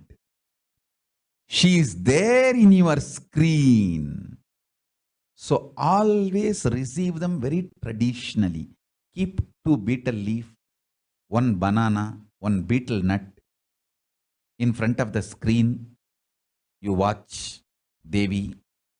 1 coin. Nithyananda, we're back. After listening to the wonderful truths about the Pacchai Pattini Vratham, after having the darshan of Mariamman and having the grace and blessings of the supreme founder of Hinduism, and after manifesting the powers of Paramashiva, we're now going to be entering and learning more about the food and how to transform food from toxins into medicine. Earlier today, we touched on the topic of how rain is a self-purification process. Rain is a self-purification process of nature and Mahamari. How Mahamari Amman is a self-purification process of Prakriti, of Parashakti herself. Fasting is a self-purification process of the system which we are carrying. The Supreme Founder of Hinduism tells us that the simplest thing, if we just conquer our junk-hungry pattern, not just the pattern, not just our hunger for real food, but our hunger for junk food. If we can conquer even 1 or 2 patterns, like stopping the consumption of non-vegetarian food, stopping the consumption of destructive plastic food, these food-like products, stopping all these products which look like food but are not food, because these products create a strong pattern of addiction in us. They send strong signals inside our system, demanding that these same foods to be supplied to us. Once the visual and the taste, the way it shakes our whole nervous system and decision-making system, once we become addicted to these junk food, we are forcing ourselves to pick them up again. So the modern day marketing technology has destroyed the integrity, compromised our health, and gone to the extreme for the sake of marketing. They will do anything. Even the touch, how we feel, and the texture of the food, from the touch, the softness, everything is designed to compromise and de-resolute the integrity of our health. It is a criminal conspiracy. It goes to the extent of not only understanding, not only destroying our health, but the pharmaceutical industries can make money out of our life. The texture, the touch of the food, the way it is designed, the food-like products are designed to give pleasure to all the 5 senses. The smell and music associated with the commercials and in the restaurants. The same music which is played in the commercial, those same subtle music is played in the restaurant as well. And so as soon as you listen to that music, you will be triggered to have the same food. Just consciously, if we are able to unclutch from this, we'll understand how these food-like products, how the junk food not only engages our tongue's taste bud, it engages our eyes. It engages our sense of touch. It engages our sense of smell, and unconsciously, it even engages our connection to music. We have to save ourselves from food-like products. PhD, people who have studied PhDs and have received PhDs are employed to do research and enhance that salt taste as soon as the potato chips enter into our mouth. How it should wake and terrorize our senses. In this world, nobody bothers about our health. All they care is that whatever food-like products they are creating, it has to enter into our system. It should terrorize our senses. It should excite our senses so that again and again, the moment we see the visualization, the tongue sends the strong signal to the brain to get me the same food again. And as a slave to our taste buds, we are again and again consuming the same products. All food-like products, plastic food, is nothing but a middle-class meal. Natural, organic, fresh cooked food is the royal meal. If we were a village farmer in India, the food we would eat is the food of the royal king. The food in the village, the food which you would get in a Brahmin house, the food which you will get in the house of a Saiva Velala, that is the royal food. Freshly cooked vegetarian organic food. The Supreme Pontiff of Hinduism recommends us all to eat one royal meal per day, and the rest of the day be hydrated on water. Understand there are many intangible components in us, what we call as our life. Fasting is the best way to purify all the intangible and intangible components of our existence. Having just a few strains of toxins in our system is enough to make our whole day feel as hell. We will be continuously irritated, even if we win the lottery for $1 billion. We will not be satisfied with the money which we have earned, but rather we will be irritated about the tax which has to be paid, about trying to maintain those $1 billion. The strain of the toxin inside our system is enough to make our whole day as a living hell. Oneness with Paramashiva is intangible but definite enlightenment experience. Let us start living that. In the Pacchai Pattini Vratham for Devi Parashakti, the first thing that happens is that our body starts cleaning itself. The self-purification process, all the stored unnecessary fat and toxins, all that starts getting cleaned. After the initial detox happens, the next deeper detoxification happens after that. The fat sitting in our liver, the fat sitting as layers and layers on our intestine, all that starts melting. The next purification is when our body starts eating itself. The beauty of hunger is that we should start enjoying hunger. We should not be diverted by the anger, by the irritation, the agitation patterns which are triggered by our acidity. Our acidity is different and our hunger is different. Hunger is the Chaturagni, the pure fire which eats the body by itself. Acidity is the physical reaction which triggers our anger and agitation patterns. That is why sometimes men start behaving like heroes when they are hungry. Women start behaving like heroines when they are hungry. If hunger is triggering our anger and irritation, we are Chandalas. We are living in the cheapest level of existence.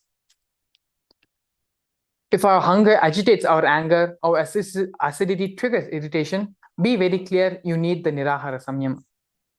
If our hunger is making us feel irritated and angry, almost for 3 to 4 hours of our day-to-day life gets destroyed. Let us make sure that our hunger does not trigger our anger and our irritation. We need to start to learn how to enjoy the hunger. This is the science of immortality given to us by the Supreme Pontiff of Hinduism. Not to be diverted by the patterns being triggered by our acidity. Learning to separate these two, our hunger and the patterns being triggered by our acidity. A mediocre mind goes on dumping junk food into the body. We have to stop making our bodies as dustbins. When the body eats itself, the Amrita experience manifests in us. Velalar, the great saint from South India, he says, Pasi Thiru, which means every part of our body eating itself and radiating the Amritattva, the experience of nectar. That is the most powerful purification. When our body starts eating itself and manifests life, we have become eternal. When Paramashiva and Paramashiva Shakti manifest in our being, Paramashiva and Paramashiva Shakti's powers also manifest in our being. We are ultimately preparing to receive the signs of immortality. Anybody who enjoys hunger, whose body eats itself and radiates life, see if our body eats itself, we are celebrating hunger. And the hunger is not triggering acidity, not triggering anger, violence, irritation, and negative life ideas inside of us. Our hunger is triggering pleasure, life positive experience in us. This is the science we become immortal. The chemistry, the alchemy of Amritattva, of nectar has happened in our blood, has happened in our system. The science is very, very simple. The pure existence of the unclutched state and celebrating our hunger. The hunger triggering the extreme pleasure in our system. When it spreads all over the body like the nectar, overflowing in our whole being, that is immortality. When the body eats itself, it releases the highest conscious prana. Conscious prana, even if it is released for 1 or 2 seconds in our system, our whole body gets healed. A new body gets built. The conscious prana is manifesting in our body. Then continuously, the new body is getting built and we will not die. This is the science of immortality. Our ability to understand, to withstand the hunger is knowledge. is intelligence. It is Saraswati. If you are holding the experience of Paramashanta, the peace of Shiva in our Manipurka, the hunger is Saraswati. The ability to know, the knowledge is power. Being in the space of Paramashanta, the peace of Paramashiva, brings tremendous health, knowledge, bliss in every dimension. Being in Paramashanta makes us understand that life is not complicated. At the most, we have some delusion, but nothing more than that. So let us understand, come to the conscious conclusion that every time we are facing our hunger, without dumping food into our stomach and instead having the Paramashanta, our body starts eating itself, rejuvenates itself. Our brain eats itself, cleans and cleanses itself, rejuvenates itself, detoxifies itself, and evolves to grasp the higher knowledge, the higher power. In Sanskrit, we have the beautiful verse, Langanam Parama Ushadam, which says fasting is the greatest medicine. There is simply nothing like fasting when it comes to rebuilding the body. So for anyone who wants an enlightened body, the Supreme Pontiff of Hinduism recommends us strongly to have the fasting as a part of our daily lifestyle. It does not even need to be the absolute fasting. No, just having one royal meal per day is enough, is great. Enjoying the royal rich food with all the vitamins, with all the minerals, with everything we need, a vegetarian proper meal. No question of killing animals for our food. Vegetarian one full meal is enough for our systems. And the rest remaining 24 hours, Langanam Parama Oshadam. Have the water to hydrate ourselves. That is perfectly okay. This is also equivalent to fasting. Taking the rich food is nothing wrong. That is perfectly all right. But it is it is taking in the food-like products and plastic food, which is destroying our systems. Langanam Parama Oshadam, the Supreme Pontiff of Hinduism says, is the best way to build and fastly rebuild a powerful body. Whenever we are feeling hungry, our body asks for food. We should just ask our body, what do you mean by the hunger? What do you mean by bringing the thought, I am tired, I have lack of energy, and I need food? Just look in and see if it is a lack of integrity or a lack of energy. Maybe we are not with the negative commitments, the negative weeds, constantly out of a pattern and lack of integrity. So understanding that the Langanam Parama Oshadam is enough for our food and for us, for our healthy body.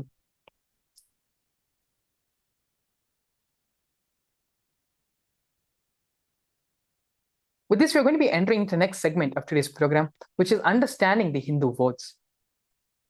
Having now understood and covering the topics of food and how fasting can improve all dimensions of our lives and ultimately enlightening each and every one of us, we should now use this knowledge, this new profound knowledge which we all have, to take a very important decision for ourselves and for our future. In Hinduism, the democracy which is practiced is a responsible democracy. Those who are educated, who have studied and who know the field, they coming together and voting on the relevant topic which they are experts of. That is what is the responsible democracy. Not anyone and everyone can vote on every topic. Every issue Hindu society is facing, every issue being faced by the Hindu community, being brought out and being addressed through the Hindu votes. KAILASA is the first nation created for Hindus by Hindus. By becoming a part of the e-citizen, the free e-citizen of KAILASA, you can participate in the Hindu votes where you can actively be a part of the major decision making and which will steer the future of KAILASA. The decisions and votes which we make now have a direct impact not only on our lives, but also on the current citizens of KAILASA for generations to come. We live in a very important historic period where we have the chance to be an active part of the functioning and governance of KAILASA, setting the trend, the standard, and laws for posterity. Now, after understanding how consciously choosing when and what we eat is one of the fundamental components in the spiritual lifestyle as described by the Supreme Pontiff of Hinduism, as described by Paramashiva in the Vedagamas. Earlier, we understood how dumping the junk food in our system irritates our stomach and just to satisfy the parasites in our gut, which is the linchpin of an unconscious lifestyle and leads to all kinds of emotional and psychological problems, for which modern day society is failing to resolve. The life negative, compulsion driven, non vegetarian plastic food diet is highly advertised in our media to keep human beings as slaves of the food like products, and medical industry violently exploits the human beings, violently exploits the animals for their very life, and is threatening to destroy life on the planet overall, causing huge losses in biodiversity and pollution, which humanity fails to keep up with. Now, after understanding how impossible it is to break from this, and without the right context in kriyas and knowing how to do so, the Hindu vote topic for today is: should a purely vegetarian and plastic food free diet be made as a mandatory commitment for all, or should that be left to Hindus as an individual choice? You can take your decision, you can vote and cast your vote on Twitter. You can head over to Twitter and visit the Supreme Pontiff of Hinduism's official Twitter handle at Sri Nithyananda, where the Twitter poll has been placed, and you can cast your vote on what do you think should be, how do you think Hindus should address this problem of non-vegetarian food and food-like products. So please take a few more minutes now and head over to Twitter and cast your vote on how we should deal with the food being consumed by our society. And so now joining us today, we also have a devotee, disciple of the Supreme Pontiff of Hinduism, of the Sangha, and he's going to be sharing his experiences of his third time doing the Pacchai Pattini Vratham. Joining us today, we have Sri Nithyananda Priyananda. Nithyananda. Nithyananda Maharaj. Yes, Nithyananda. Are you doing okay, yeah? Excellent, as always. That's great, yeah. Yeah, so maybe you could go ahead and give a small introduction to yourself for all our viewers. Okay, you have heard my name, Sri Nithyananda Priyananda. I'm an ordained Apat Sannyas, initiated by Swamiji. And I'm currently in South America, in a country called Colombia.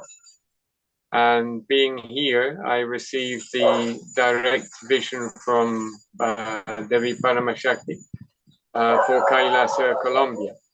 And where you see me at the moment is the first KAILASA that's being organized to be offered to Swamiji. That's great, yeah. That is truly wonderful. Yes, yeah, please go ahead. Yeah. And so my experience with Swamiji is from one to another years that 6 years that I've been with Swamiji.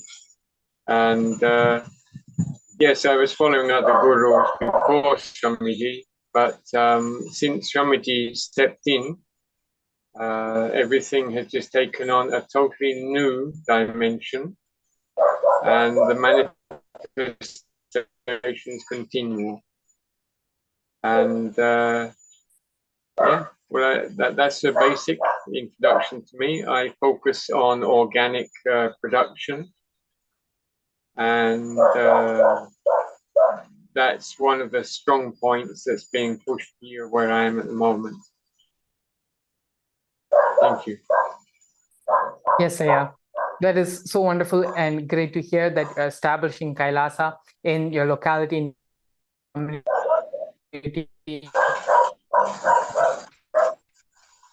In the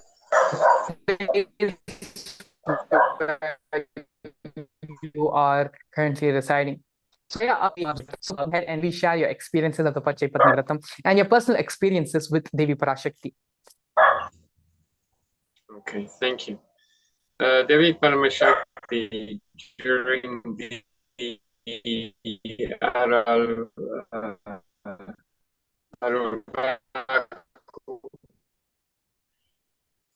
actually pronounced, but I just repeated, and just through me that Devi Paramashakti actually wants to and is manifesting through me Pacchai Pattini Vratham. This is the third year that I'm observing, celebrating this. And I recommend it for everybody, absolutely everybody. Do it to the extent that's possible for you, due to availability of ingredients, etc. But do it, because this is what's given a great advantage, a great advance in so many of the things that are required for one to actually live enlightenment and actually enjoy what Swamiji is offering to everybody, the whole of humanity and all beings. The first time, 3 years ago, the system just accepted it and really enjoyed it. Last year, the benefits were felt far more. The purification system was far more pronounced. At least there's far more attention on it due to more clarity, as Swamiji has been explaining more and more with time. And this time, because the body's been on Nidahara for quite a long time now, getting back to solid intake has been a bit of a shock to the system. But even still, the purification is definitely there. Yeah, and it's a wonderful way to actually live breakthroughs, powerful cognitions, because you can decide what is best. And once you go into this Pacchai Pattini Vratham with that powerful cognition, that intention, that attitude, the revelations about why Pacchai Pattini Vratham is as it is, why you need to follow certain science, is just amazing. Yeah, it's something that Devi Paramashakti decided to share with us. And she is actually practicing it right now with us. So, you know, Yeah, you get all the exactly. Yeah, you actually feel her presence, not only in you, but around you, and moving things and making everything happen. Nithyananda. Yes, yeah. Yes, as we had gone over the Sthala Puran, the history and the Puranic history of Devi Mariamman of Samayapuram Parashakti, Devi herself is observing that this 28 days and doing the fasting along with all of us for the welfare of all of us only. She is fasting for our benefit to purify and to give us the superconscious experience and breakthrough. So, Aya, would you like to share a few words about your personal experience, how you had asked the Supreme Pontiff of Hinduism during the Parashakti Arulvak, where you had received the blessings of Devi Parashakti personally and directly from the Arulvak session with the Supreme Pontiff of Hinduism?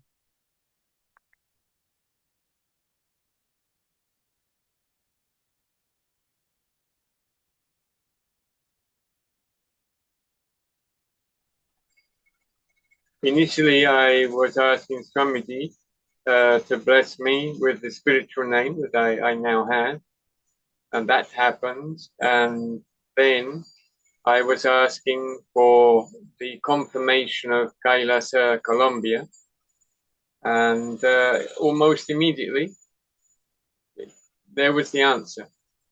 Yeah, and it was far more than I ever expected. It was a surprise, even though I had asked for it. It was a surprise that the response be almost immediate. And the absolute enthusiasm of Devi Paramashakti in the Aralvaku was just overwhelming. To this day, I still have the short video clip of that, and it's played on a very frequent basis. The enthusiasm there is just so much. It's more enthusiasm than I've ever experienced in my whole life. And that's what's the inspiration, that's what's happening. And it's a beautiful, beautiful experience for any of you who really want something in your life that you feel you need that. as that's your reason for being alive, then put it at Swamiji's feet. Ask him to bless you. Yeah, so many things are possible, and you just need to focus on the possibilities. And when Swamiji gives the tatastu, then just enjoy it. There's no effort from your side. And Yes. going back to that moment right now, the thrill, the absolute experience of oneness when Devi Paramashakti actually replied. And the most beautiful part was that just 1 second before, I sensed her presence, just saying, look, fix all your attention on me. And when I did that, that's when it was actually pronounced. And I'm not the only one who's celebrating this from that day. There are many in Colombia and in other countries in South America who are celebrating it. That video was shared with everyone involved in the Latin American Sangha that I have contact with. And we know that it's happening because of Devi Paramashakti. Yeah. So that's why it is gratitude all the way through. Intimate moments which I've had with Swamiji, where these personal interactions, these personal moments when you ask a question and you ask for a certain prayer, certain blessing, and Devi responding to you, I definitely can relate and could empathize and understand and have the same experience and enjoyment which you're feeling as well. I am. Definitely. Thank you. Dhanyawada. Yes. Thank you so much, Aya. Thank you so much for coming today and being a part of today's segment. And with this, I would like to thank all our viewers as well for coming today, being a part of the Pacchai Pattini Vratham program, understanding how we can transform the food which we intake, the food which we digest, being toxins to medicine.